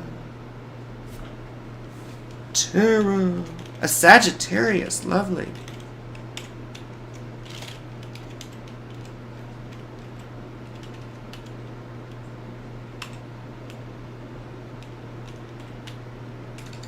I need glasses at some point. I gotta see the eye doctor soon. Nollins.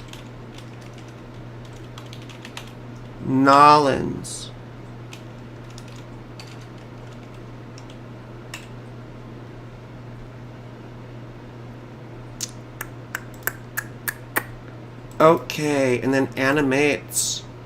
Now, properties. Let's see if this works here. See, now I have to... So annoying. So annoying. Left. There we go.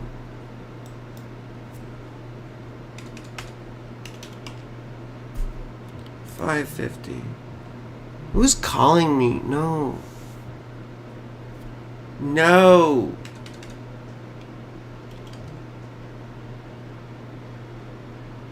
Leave me alone, people. Leave me alone. I'm a human. There we go. Are you serious? We have another Cancer rising? What is wrong? What is wrong with the world? Why is this a thing? So many Cancer risings.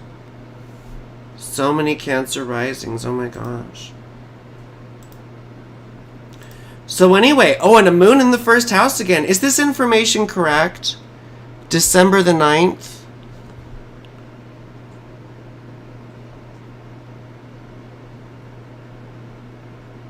December the 9th, 1976.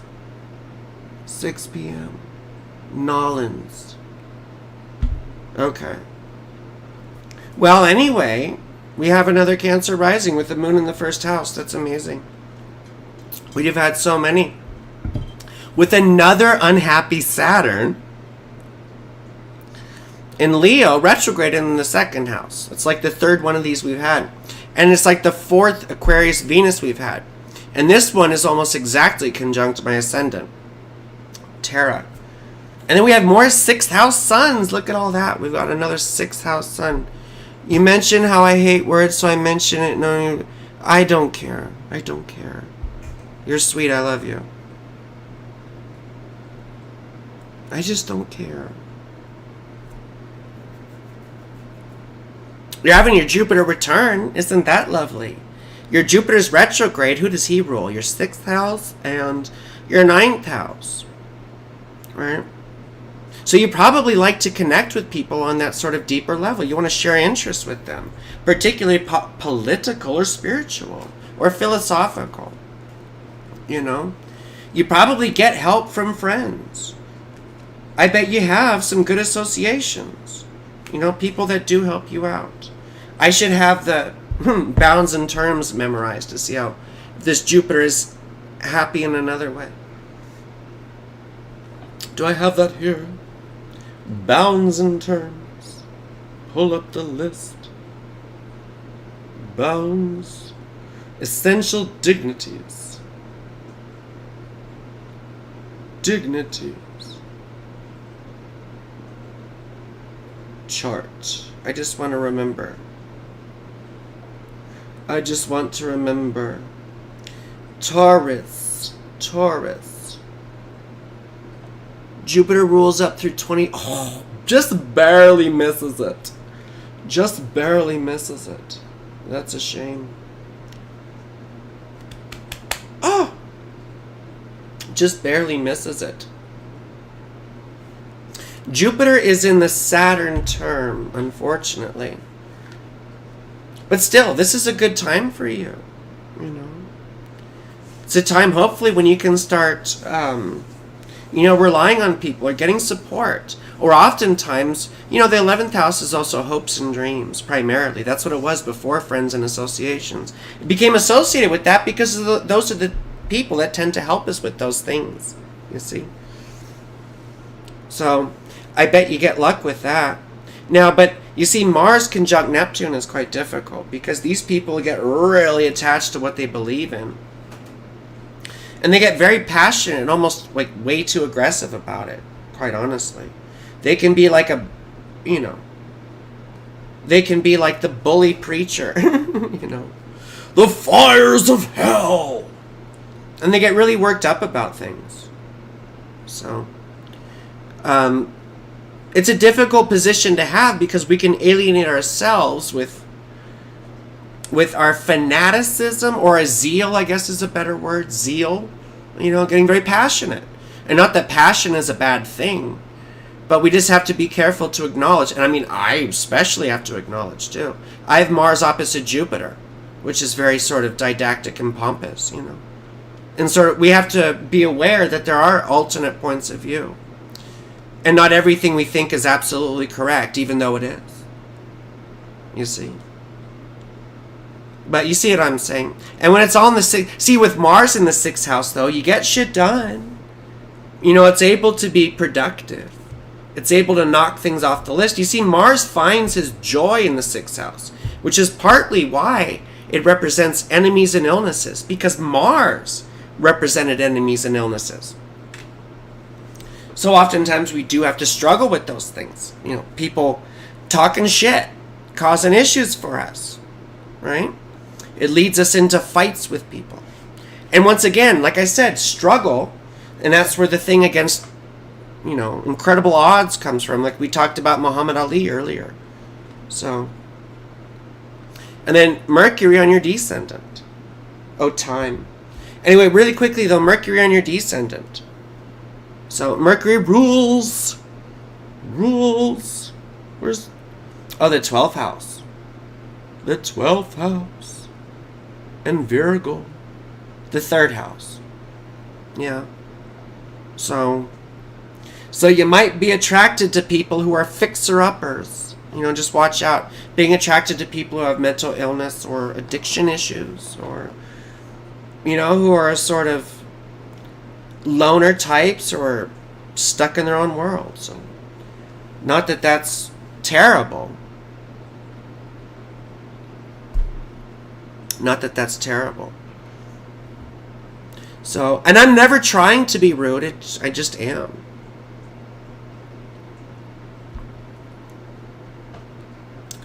Yeah, I hate lots of things. I hate words. I hate stuff. And I hate things. It's a wide variety. I mean, those are very umbrella terms, you see. So, okay, who's next? Who's next? We did Terra. We did Terra. There's other people in here, I know. Oh, we already did that. I probably pissed everyone off. Oh, there's Hector. I'll do Hector. Yeah, you can throw your chart up, Amber, if you want. Until you do, I'm looking at Hector.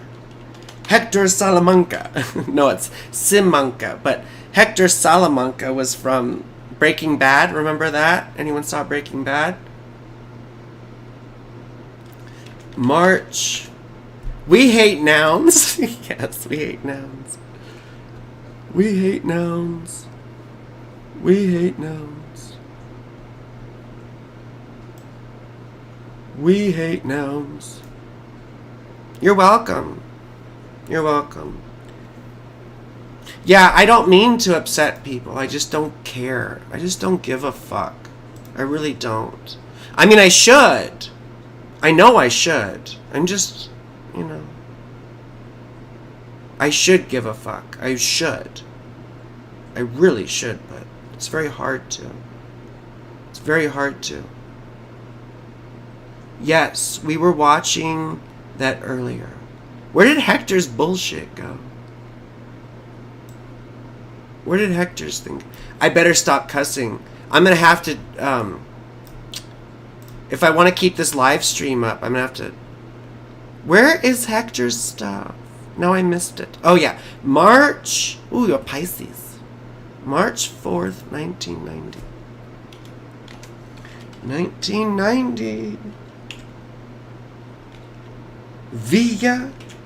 Villa de Costa Rica. Sinaloa. Sinaloa. Okay. Yes, I know. I'm sorry. Okay. This is why I always say daytime city, because of the order that solar fire goes in, and I need a daytime city. Otherwise, it ends up screwing up, and I waste time. So that's why I need daytime city. Daytime city. Daytime city. Daytime city. Daytime city. Daytime city. Villa de Costa Rica. Sinaloa. Mexico.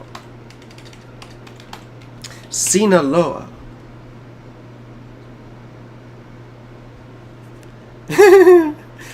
Finally.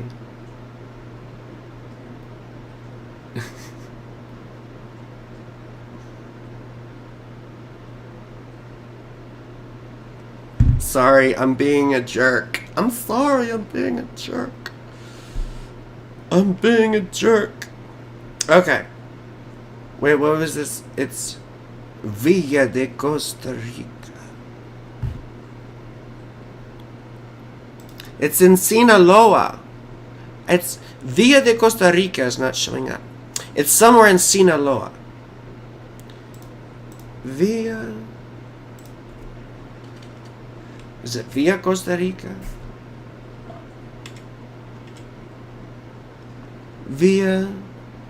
I have Villa de Comalitlan. There's so many Aztec words I can't pronounce. I don't see a Sinaloa here. I don't see a Sinaloa. I don't see a Sinaloa. Oh yeah, we can get to you, Kylie, for sure. And then I'll do Amber after that. Hector. Hector. Oh, you were just watching Breaking Bad earlier? Hector. I don't see a Villa de Costa Rica in Sinaloa. In Sinaloa. Here, let me search up Villa de Costa Rica. Just because, you know. Villa de Costa Rica, Sinaloa, Mexico. Oh, it's just called Costa Rica. It's not called Villa de Costa Rica. It's just called Costa Rica. Costa Rica in Sinaloa. There! Now it comes up. Now it comes up. You see? You see, you see, you see? It's really a pain on me.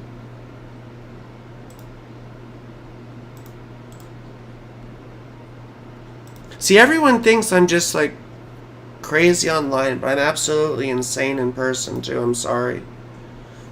I'm bipolar.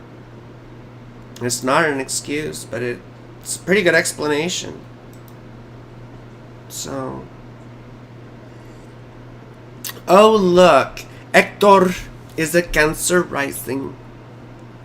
Hector, and then we'll get to Kylie. We will get to Kylie, and then I will get to you, Amber. We'll go just a couple minutes over, because I'm feeling, I'm feeling wrathful.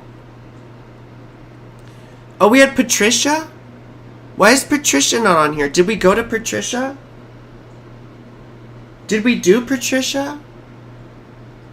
Oh, no, we have to do Patricia, too. We'll go a little bit over. Fuck it,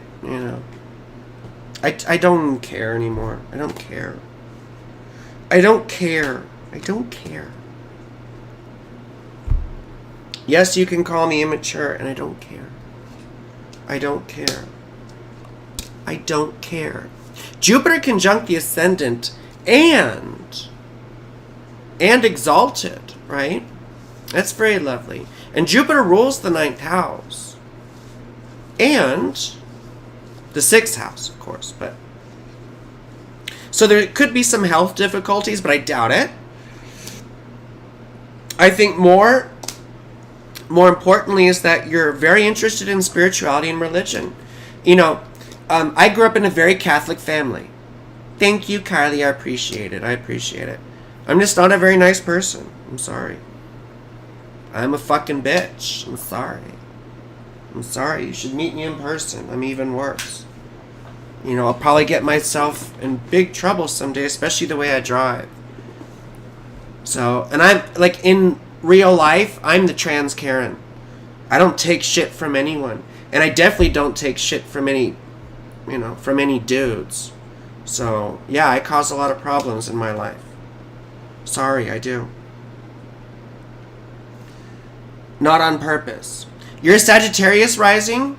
Well, then tell me is it March 4th, 1990, my love? Because, so, Hector, I have your B-Day as March 4th, 1990. Costa Rica, Mexico. And I don't have time to fuck around with this shit. I'm sorry. I just don't have time to keep playing with people's birth shit. 1 p.m. Costa Rica, 1 p.m.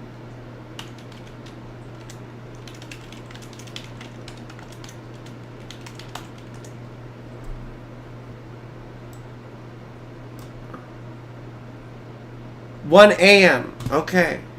Jesus Christ. So I need all this fucking shit like beforehand, because I can't do all this. I can't type and read and all this goddamn thing. Sorry, I'm not in a bad mood. It's just, I get frustrated really easy. I'm a big baby. I'm a big baby. That's what it is. I'm a spoiled brat. I'm basically a grown-up Veruca Salt. Are you fucking kidding me here? Oh, okay.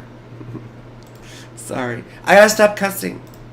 This stream is basically, I'm not gonna be able to use any of this stream. I'm gonna have to delete it afterwards because I've cussed way too much. And I've gotten way too frustrated. And I've, had a lot of water. So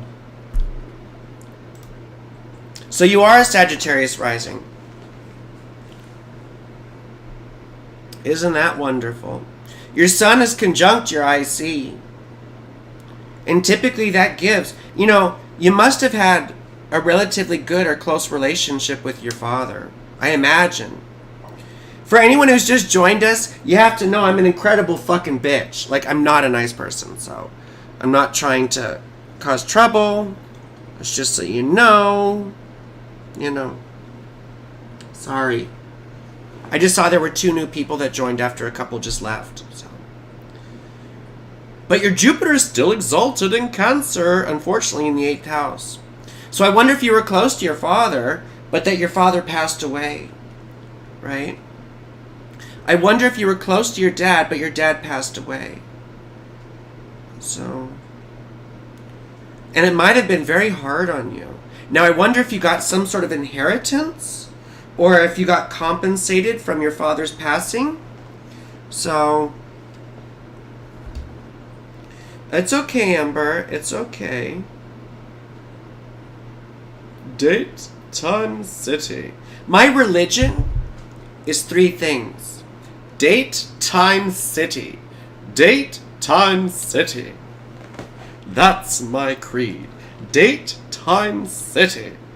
And you're another fucking Aquarius rising, and it's conjunct my ascendant. It's lovely. It's lovely. You and I would probably get along. I bet you're not really close to your dad. Oh, he's still alive. Okay. Okay. I mean, that's typically how I read that 8th house thing. But that's good to know. But your 4th house ruler in the 8th house could be another thing too. It can be a dad who's involved in illegal activities. It could be a dad who's a criminal, or a dad who's been in prison. I mean, that's also 12th house. But you see, there's criminal activity in the 8th house. Also fear, trauma, baggage, and being good with money. People who are involved in finance, or banking, or accounting. So, all those sorts of things. You live in the same house, but we've never been very close. Well, but that's still more of a harmonious relationship than a lot of us have. I mean, my dad shot himself in the head, So, there's lots of, I mean, I guess it's all relative, but it sounds like a pretty good relationship to me. So, but again, like I said, it's all relative. What do I know? The 8th house ruler, where's your 7th house ruler? So maybe you did not get enough attention from parents and you seek that sort of security from relationships. Maybe you want a mama or a daddy type, to help take care of you. Or someone who at least feels like family and you can feel supported and safe with. But that Saturn conjunct Mars, Mars is exalted and Saturn is in his home. They're both very happy, but when you put them together, it forces us to work hard for everything. Now you may have grown up not having a lot, but still, there may have been some sort of stability, or maybe you were given a good work ethic from your family or your parents, Food for thought and unsolicited advice, but maybe be worth trying to do a donation, sign up ready so you can have all the info ready in front of you beforehand. Yeah, no, I agree. And I actually kind of did that this time. But I'm going to do it completely differently next time, Kylie. I think you're absolutely right, and I appreciate the, I appreciate the advice because I think that you're absolutely right on. And I think that next time Amber's going to moderate the chat more and focus on the chat so I don't pay attention to it and say shitty things to people. And meanwhile, I'm going to have everyone's birth info ahead of time. And have all those typed into Solar Fire so I can do that, right? And then go through all the people who've donated and who've gotten to me beforehand. And then we'll do the misfits afterwards. The people who've just joined. I'm just playing around, okay? I'm not calling anyone misfits. I'm just playing. So chill the fuck out. But then Amber can feed me their birth info, right? In date, time, city format, because I love the date, time, city. Otherwise, I'm so stupid, and I lose my place because I'm stupid. That's what it is. I'm just stupid. It's not your fault. I'm just stupid. You see? So now, Hector, you may be interested in history and genealogy because of the 4th house thing. I know a lot of... Now, Mercury's not very happy. So you probably had difficulty in relationships. So, love it. And you were just brainstorming because... Thank you, my love. I love you too. And I do appreciate that. I know I'm a fucking bitch. I'm sorry. But yeah, no, I think that was a wonderful idea. I think you're absolutely right. So... I have 140 fucking 5 IQ. I know I'm not stupid. I am stupid, though. I'm not street smart. I'm not good at dealing with, things. I'm not good at reading people. I'm not good at, I don't know about that. But I just can't do normal things like normal people. It's very difficult for me to do normal things. And that's nothing to be proud of. It's nothing to be proud of. It's a big deficiency in life. I have lots of Saturn in my chart. Square my ascendant, conjunct my moon. So, anyway, misfit. So, we do have to go on to the next person. We have to go on to Patricia. To Patricia. Turn back, Sarah. Okay, thank you for putting it in, Amber, in date, time, and city. I really appreciate that. I know it sounds so fucking anal, and I'm sorry. I'm sorry. I really am.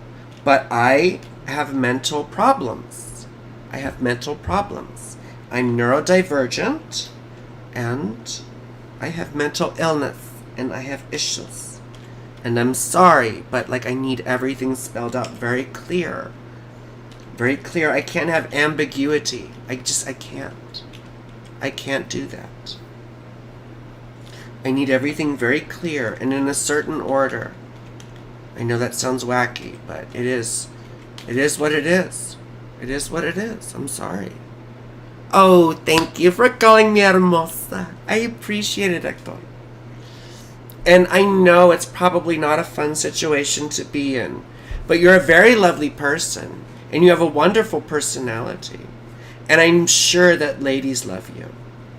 And I'm sure you're a very handsome man. So, yes, Amber, we love you. Yes, I'm sorry for being a fucking bitch to you, Amber. You're doing a good job. Thank you. And thank you, Kylie, for recognizing her. Because she's going to hate me after this. She really will. She really will. But she puts up with a lot of bullshit from me. Oh, Amber. You put up with a lot of bullshit from me. I'm sorry. I'm sorry, Amber. You know what it is? I just don't like fucking people. I don't. Like, I'm very contentious with people in general. I'm very social on the one hand, but I just don't like fucking people. And people shouldn't like me either. I don't blame them. There's no reason to like me, you know. So, I'm just a contentious person. But here's Patricia with the 12th house sun. And what's going on with this 12th house sun? It's not very happy. And it's very old. You see, when a planet's in like the 29th degree or the 0th degree, they call these things anaretic degrees. You know? And I don't really know what the word anaretic means, to be honest with you. But I can tell you that in Vedic astrology, and I think this is a very important thing to recognize, a planet was considered to get older as they progressed in degrees, and therefore became weaker, right? So when we're young, we're at the beginning of the degrees, we're most ourselves, you know?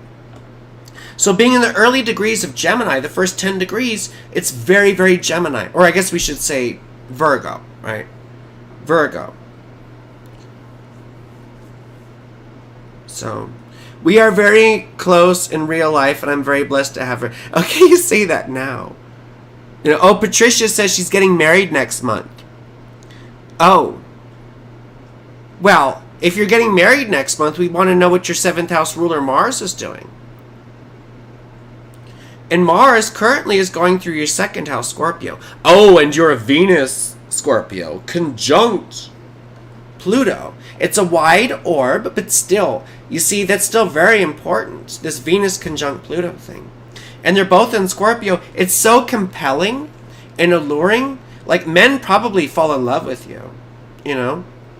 People probably get obsessed with you, but you're also sort of underhanded and creepy yourself. So I've been in love with people like this, you know. I have a dear friend who I was very, very in love with for years, you know, who had the same sort of thing and almost exactly trine my Cancer Venus, you see? And so these sorts of people, they attract obsession, but then they get very jealous. You see, they tend to get very jealous, and they get possessive of people. And oftentimes they can be, especially with Libra rising, there's a sort of gregarity, if that's a word even. But, you know, there's a natural sort of ability to get on with people and to relate to people. And charm. You know, charm. And Moon and Taurus, charming. Right? Charming, sensual. I always joke with Taurus moons. I'm like, You know, retail therapy doesn't cure most major diseases. I'm sure he'll keep on trying, especially with the moon in the 8th house and Venus in the 2nd house, right? But you can't get comfortable in relationships because you're always scared the person's going to leave you, probably. I know you're a fucking Libra rising, Amber. I know you are. I already know this. I already know this. So.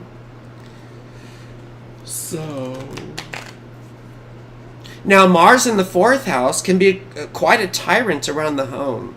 You know, they rule the fucking roost. You don't want anyone to tell you anything, especially in your house. But these people, like I said, they also are very type A, typically. They can get shit done. Knock things off the list. Now, I typically say that about Mars in the 6th house, but Mars in Capricorn it's the martial energy, the busyness directed, right, in a Saturnian way. So those with Mars in Capricorn are quite lucky because they're not procrastinators like I am oftentimes. I don't know, maybe you're going to say you are, and maybe you are. But. And you have Mars trine your moon. A very passionate person. So, now, where's Venus going through? Venus just entered your 1st house. You know, I think you'll be having your Venus return probably during your wedding thing. You sure fucking do. Yeah. Thank you. Why did you say you said congratulations to Patricia. I guess you could say congratulations to me that I've discovered polyamory and that I'm never getting married again in the rest of my fucking life. Never, ever, ever. I don't even know that I'm ever going to be monogamous ever again or live with anyone ever again. That sounds absolutely disgusting. What sounds wonderful is going to orgies, having group sex, and having lots and lots of partners. That's what I've been doing, and that's what sounds most interesting to me. Now, you're probably monogamous with Venus conjunct Pluto, and you're probably very jealous and probably very possessive. But what you're going to need to do with this whole relationship thing is learn how to be your own partner, too. And not like you need to distance yourself from your husband.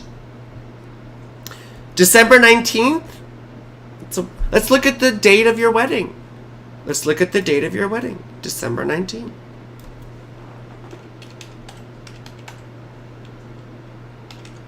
And then we got to go on to the next person. So, here's your wedding day. What the fuck, dude?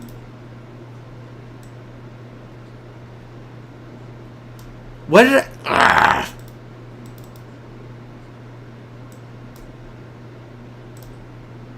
I know your wedding's not going to be at 7 in the morning, but we're just leaving it. We just want to see the general shit. Why is it doing this? Why? I need people to help me. I can't do things on my own. It's a terrible Libra thing. I can't do things on my own. That's why I have Amber. But she's over there, and I'm over here. And I need help over here, too.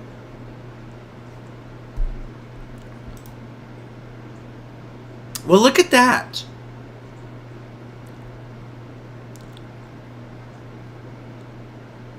We're going to have... You're going to have Venus conjunct your Venus. You'll be having your Venus return. Right? Yeah, you're going to be having your Venus return on your wedding. Venus isn't happy, but in a way it's auspicious too. You know? But yeah, I mean, Venus isn't happy. Like I said, though, it's really sort of cool. Let's look at that in a bi-wheel. In a way, quite frankly, it doesn't matter what's going on in your partner's chart. It matters what's going on in your chart.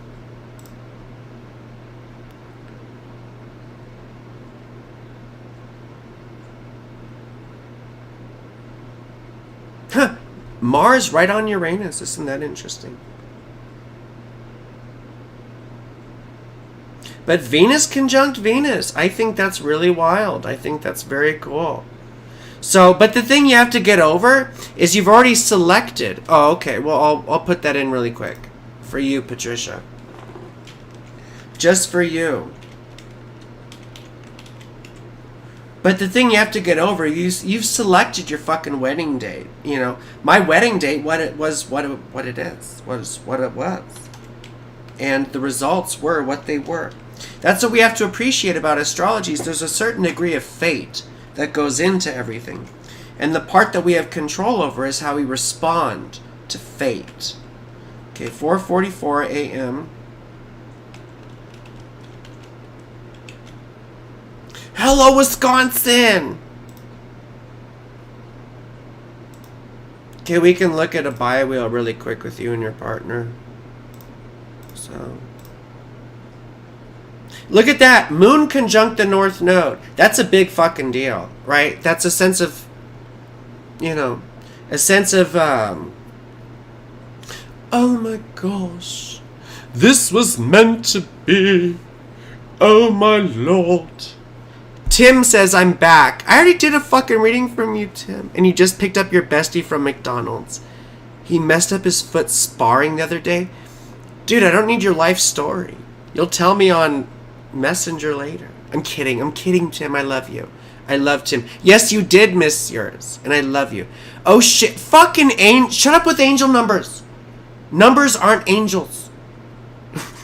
Angels probably are numbers.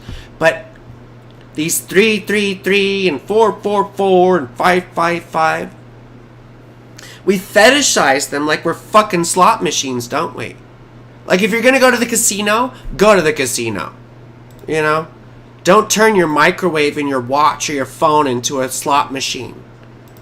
You know, come on, 777. I was such a little bitch, dude. You have no clue how much of a little bitch I was. I used to text my partners at 11:11. Oh my god, it's 11:11. We're gonna be together forever. Such stupid nonsense. Ugh.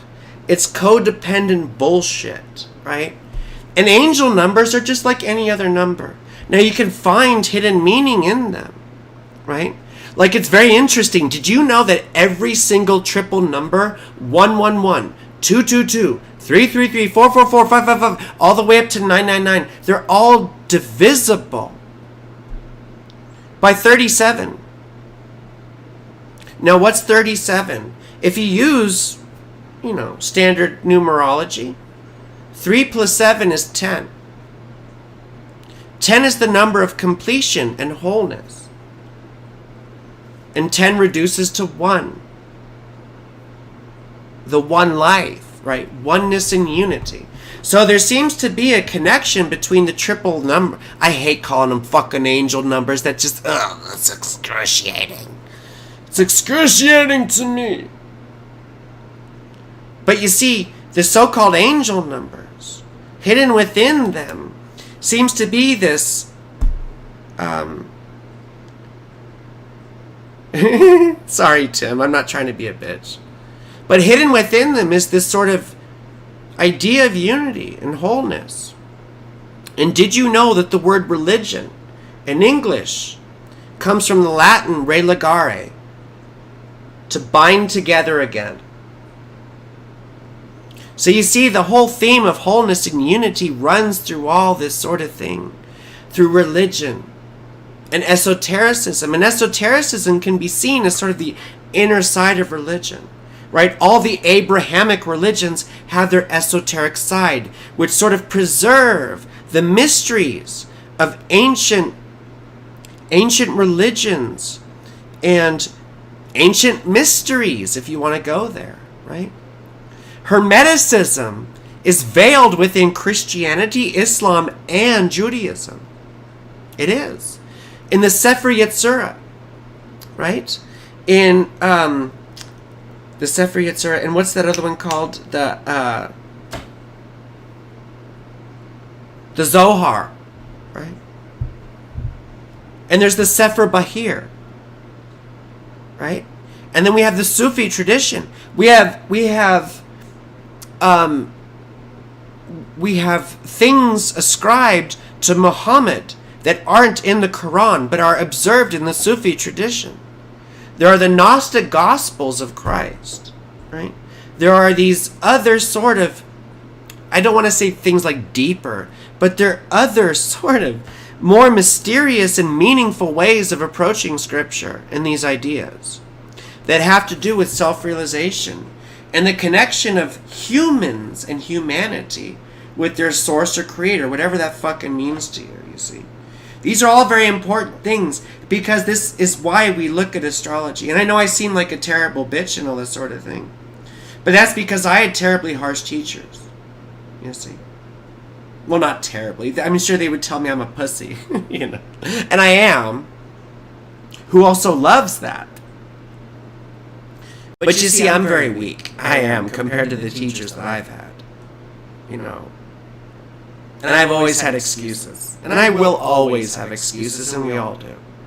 But at least I've had the luck, right? At least I've had the luck to be beaten the fuck down by some people who are a lot more important than I am. So, and believe me, I'm not important whatsoever. I'm just trying to make money, to be quite honest. And I think you all know that. But I also love doing this shit, and I love being hateful. So, angel numbers and quincunx are the foundation of my beliefs. Oh my gosh, you are so... Oh my gosh. You are killing me, and I know that you're doing that to me on purpose. I know that you're doing that to me on purpose. And I say that as someone who's had, like, I have 3 yods in my chart, and I was a little bitch for yods. Oh my gosh, yod. Everything I talk shit about, every single thing I talk shit about, I did. I did ad nauseum, and it caused me pain and suffering, so that's why I talk shit about it. You see, so. And Amber gets to hear all this shit from me all the time. Because either I A, ignore Amber, or B, I talk shit to Amber. So, I mean, no, I'm not that bad. Amber will tell you the truth. I'm not that bad. I'm not that bad. But anyway, this is very important, you see. Now, with Chiron conjunct the moon, that's a difficult thing to have because, I mean, this is a painful relationship in some ways, and you learn through pain. But, I mean, that can be very constructive when you share your pain with someone and you come to, I mean, it sounds like a spiritual bullshit mystical thing, but you can heal together with people. You know, it doesn't always work. Shared trauma is not always healthy. But when you can be understanding, honest, and loving together, it really does. It really does allow us to be ourselves more and to get over that sort of thing. Now, your partner has all this new moon Scorpio stuff. So, there's a certain degree of like, oh, when they're a Mars combust like me. So they're probably a pretty aggressive person. But also very naive and open. Oh, you'll call over and over again. I know you are. She passed it from Chris. Okay. Okay, Kylie. Okay, it's Kylie's time. Sorry, I didn't see all this shit. Kylie. Kylie. Kylie. Kylie. I know, I'm just like, no fucks given tonight. I'm just all about no fucks given tonight, you know? I'm not monetizing this. I can't monetize this, though they won't let me. I know it sounds shitty, but I'm trying to make ends meet. You know what I mean? Like, this is the one thing I'm actually fucking good at.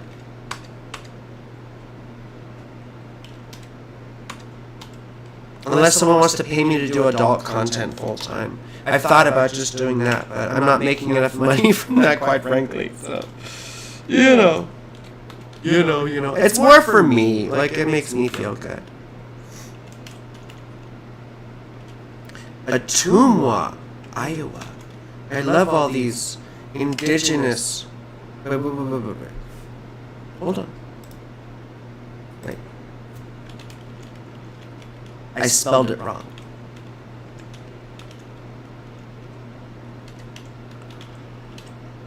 me go. I really have to go to the bathroom. I have to pee so bad. Oh, Tim, thank you, sweetheart. I really appreciate it. Thank you. If I got some stuff right, well, good. Because I'm an awful person. I know I am. I'm an awful person. It just is what it is. So, Kylie, hopefully we have all your shit correct, you know? Hopefully we have all your shit correct. Are you a Cap Rising, my darling? Because you and I will probably get along pretty well. You have Mars conjunct Pluto also. Look at you. Look at you. Look at you. Wow, I'd probably be attracted to you, wouldn't I? Unfortunately. Or fortunately, I don't know. 1985. Do I have all your information correct, sweetheart? Were you gonna read my chart? Yes, I'm gonna read your fucking chart, Amber. Just chill out. Why are you being so pushy? They're like the dudes at orgies. They're always putting their shit in my face. Like, I'm just gonna, you know? Like I'm hungry hippos. Just because you put it in my face doesn't mean I'm gonna take it. You know? So, anyway. You gotta go pee?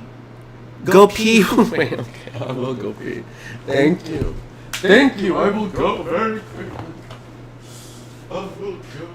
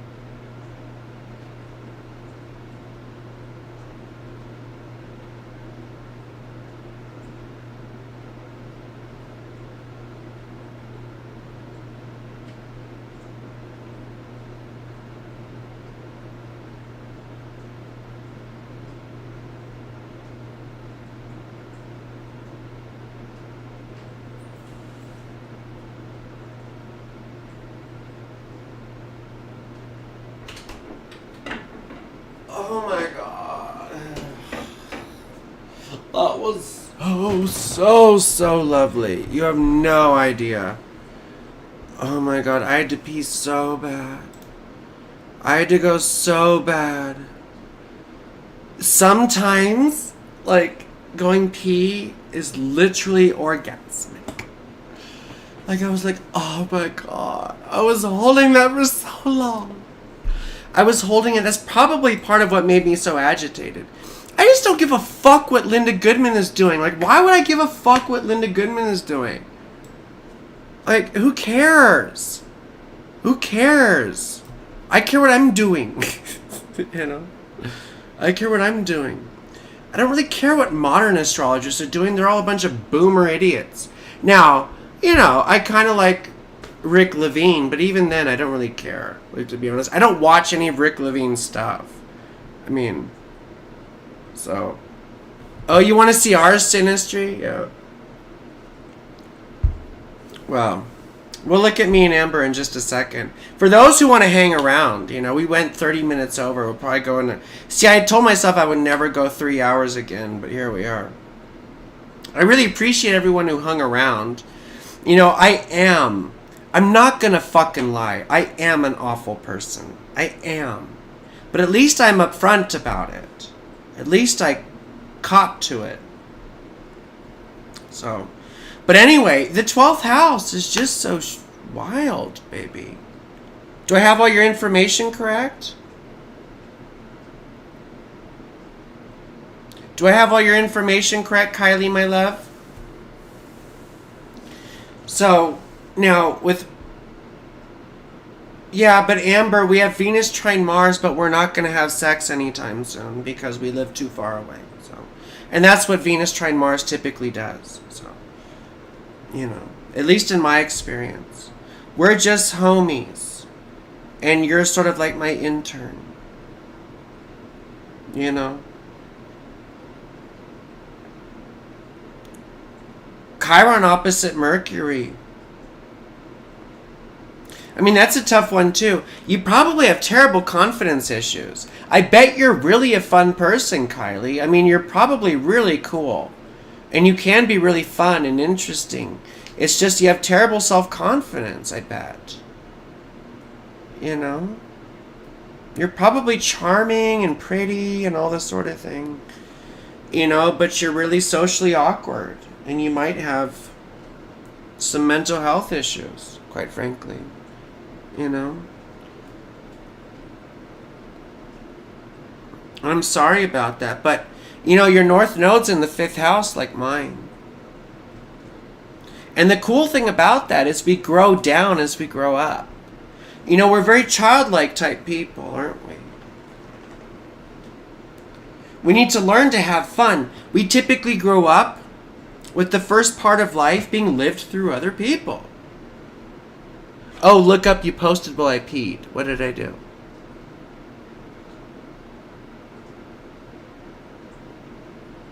I see you did a thumbs up, Kylie.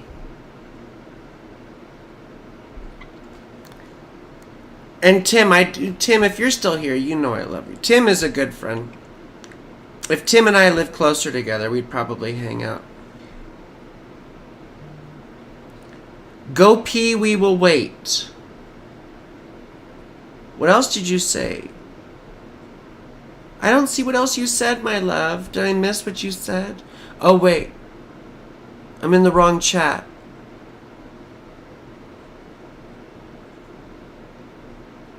Kylie, I can't what you put. I'm 12:20. No, oh, so this is wrong? What do I have here?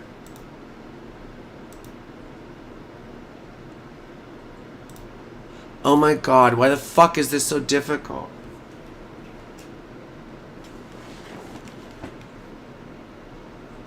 I'm like old and immature at the same time.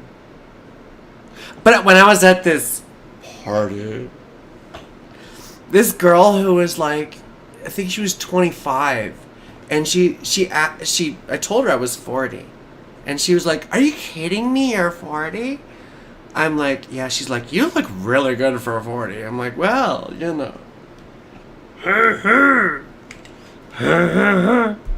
You don't know about Fat Albert, but I sure do.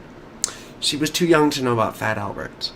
I can't see. I put in 12/20/1985, 9:27 a.m. Atomwa. And Sinistry with that chaos. Chaos. I love how women always just like call their Sinistry chaos. You start out, and I'm saying this as a woman as well. Oh, look at this bullshit. Look at this train wreck. Like, you're already condemning it to hell. You know, you're already condemning your Sinistry. Kylie H. Situation. Like, we condemn ourselves to hell. I'm sorry, and I'm going to preach. I'm going to keep on preaching the gospel of polyamory because I was so tortured and scarred and traumatized by monogamy. This Sinistry with this chaos. I mean, maybe you're saying chaos because it's Aquarius. 1994. That was the year Siamese Dream came out, I think, for Smashing Pumpkins. And I bought it on cassette tape when I was 10 years old. That was one of my favorite albums of all time. 8/21. Thank you for putting Date Time City, because that drives me so nuts when people do like Date City Time or City Date Time or Time Date City. Like, I need Date Time City. Date Time City. Date Time City. Date Time City. I'm neurodivergent. I'm sorry. 8:21 a.m. Garden City. Is that a real place? It sounds like it's in Kansas. I was about to say it sounds like it's in Oz. But Oz is like the foil for Kansas, right? It's like, here's Oz, here's Kansas. The city of Oz and Kansas. Kansas.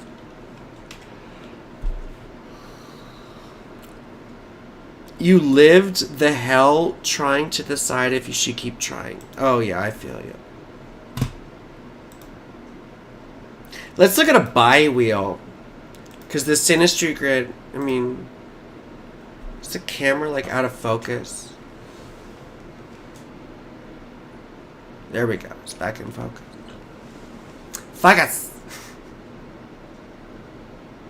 So.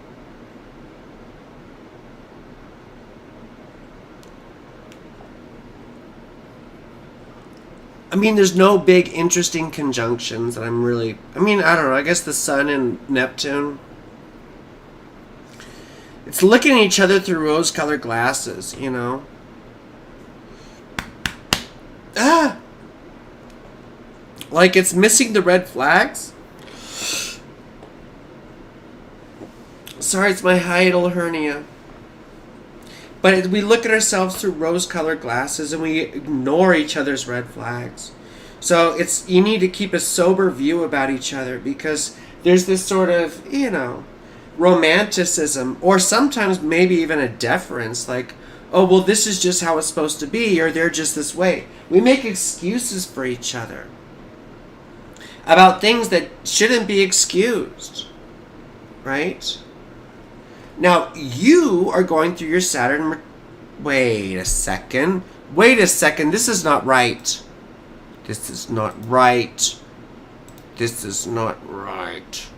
What's going on here? Here we go. Motherfucker. There we go.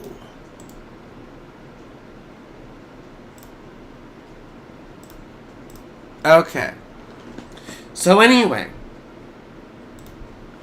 that looks better. The new moon, your new moon was their new moon rather, conjunct your midheaven. And Mars, right? So this is sort of a wild deal here. You know, we feel sort of We feel sort of shined on in their company. We feel like they make us visible.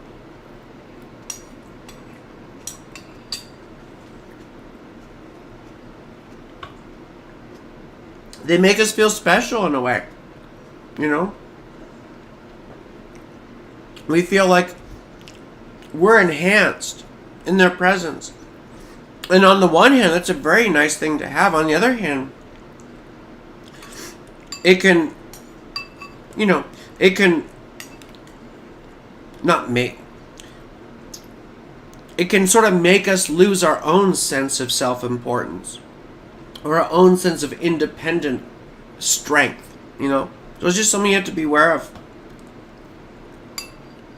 No. Their Mercury conjunct your Mars.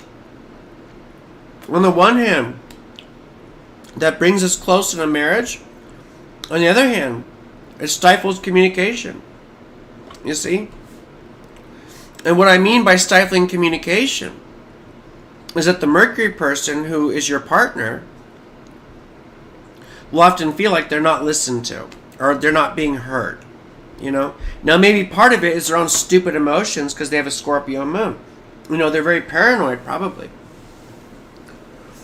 Is their moon in making any weird aspects? Not really. Not really.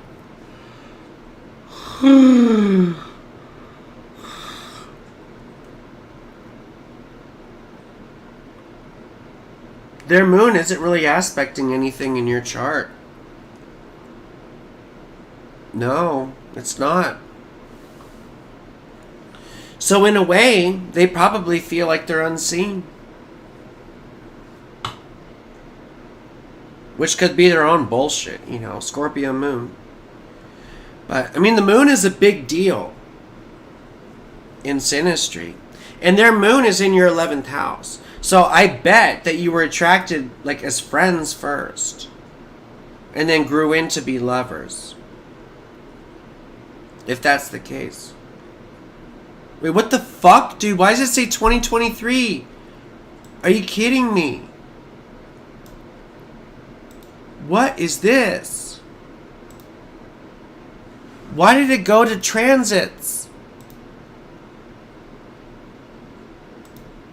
Why did it go to transits? I hate the fucking solar fire shit. Why does it do this? I hate this so much. Solar fire, when you go to animate, it changes the fucking shit to transits. And it drives me nuts.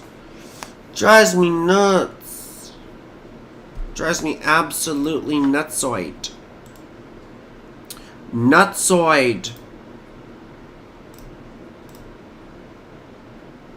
Ugh, and you can't even see it properly now. Well, you see, that's a bunch of nonsense then. Because it changed it. Okay, now they are having their Saturn return. Your partner, person, whatever they are. That's a pretty good spread. 9 years, right? 9 years-ish. It's a pretty good spread. Hi, Amy. How are you? Time, yeah, I'll move on. But I'm just fucking pissed, Amber.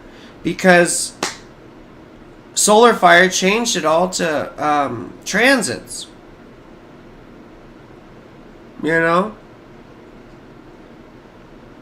Some bullshit. But they are having their Saturn return. So this is just a difficult period in their life, Their Mars is on your Jupiter. That's sort of like a cheerleader relationship. It's pumping each other up. It is. Let me just look really quick, because I do have to move on. And we got other shit to do.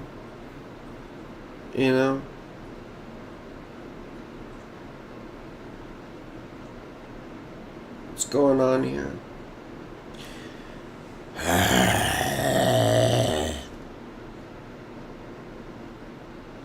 Oh, we got the Saturn square Venus. Your Saturn square their Venus. This is a difficult thing to have. Venus person often feels trapped. I hate to say it, but that's what happens. Venus person often feels trapped. You see, Amy, I knew a little bit about astrology during my Saturn return, and it did not help. It did not help. Did not help me. I got married at my Saturn return and divorced 7 years later. 7 years is what? A quarter turn of Saturn. A quarter of 28 years, isn't it? So,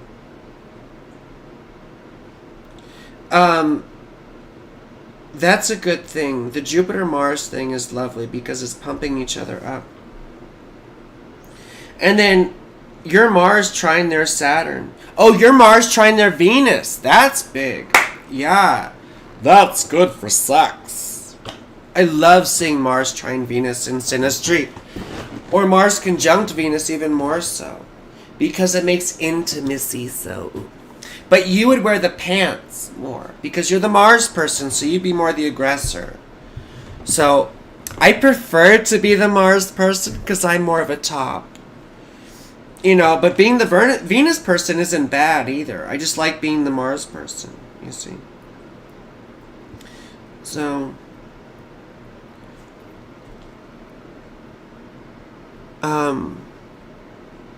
name checks out, guess. I don't know what that means. Really what? I don't know. What are you talking about? Mars trine Venus is, yes, usually very good for sex. So, maybe you don't have good sex. I don't know. I don't know. I'm not living in your bedroom. So, what's going on?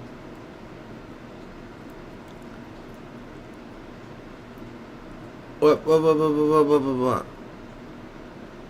What's going on here? Okay, give me your fucking shit, Amber. I can't remember your shit. Where's Amber?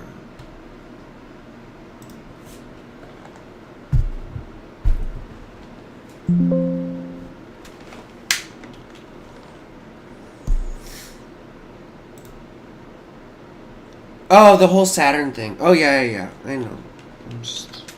I'm just a nasty person. So. I'm a Saturn girl. I'm a Saturn girl in a Saturn world. It's fantastic. Oh, wait, no, it's not fantastic. Life is drastic, not fantastic. Right? Things are so unfair and people like to stare. Alienation and isolation. Ugh. Amber. 8/11/99. 11:03 a.m. Oh, you're sweet. Thank you. I appreciate it. You're sweet. You're very sweet, my love. Thank you.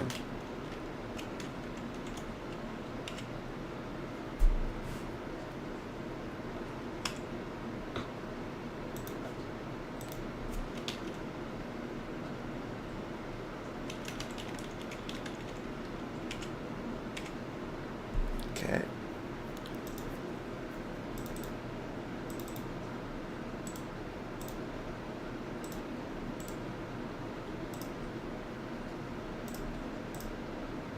There we go. Another new moon, baby. Venus is in your first house now. Venus is in your first house now. Oh. Ah. And you just had the eclipse in your first house, too. This is a big momentous year for you, you know. I mean, this is sort of a life-changing year with that eclipse shit. Saturn's going through your 6th house. Oh, you already talked about that earlier. With your health bullshit, you do have to get your fucking health in order. Like, You can't just keep pushing yourself on a road to ruin. That's not going to work. It's not going to work for you. You know, you're having your Mars return. That's fun. In your second house, you got to learn to be better with money. You already know that. Saturn is exactly opposite Mars, right? That's struggling for shit all the time. You're having your Jupiter return too. That's pretty cool. Or you've been having it, you know. So hopefully there's some sort of compensation that comes out of this from an investment in your time or an investment in money, but I bet it's an investment in time. Something you're working on that will pay off later. You know? And you're very isolated in general. You don't really connect with people very well. Or maybe it's scary to be vulnerable with them. I don't know. But the thing about the new moon is it's very naive. You know, we tend to be naive type people. And conjunct your North Node too. You see?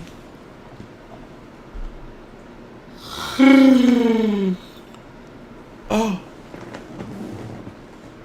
Conjunct your North Node.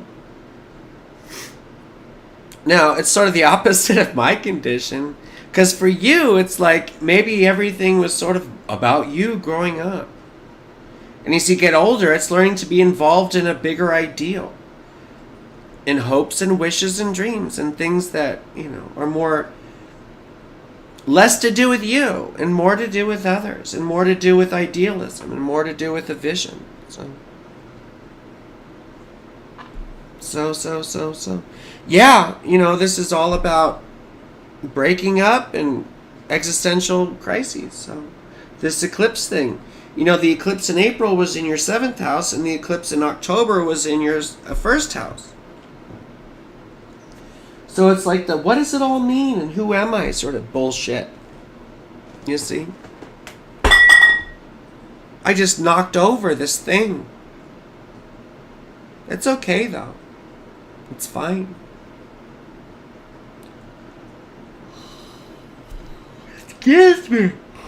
Excuse me. Oh. But learning to be a participant more, learning how to cooperate with people is going to be a thing as you get older. You see. So, guys, I don't understand. I don't know. I don't understand what you don't understand. I'll look at synastry. Hold on. View by wheel.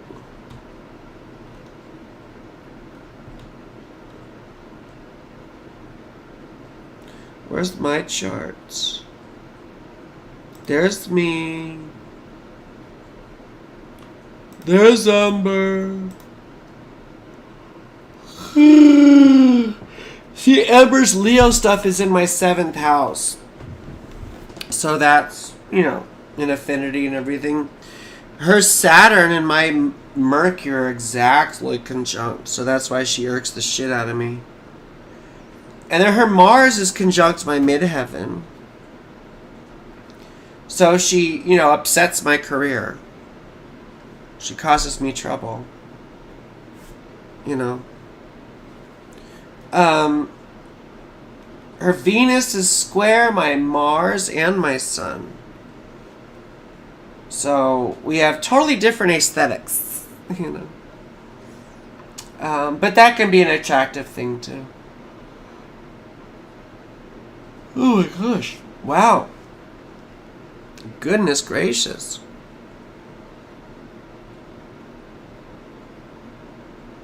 Sorry. Gosh. Oh, her Neptune is conjunct my ascendant. Oh, her Mercury's on my descendant. That's an interesting thing. That's sort of a familiarity and understanding and communication too, you know.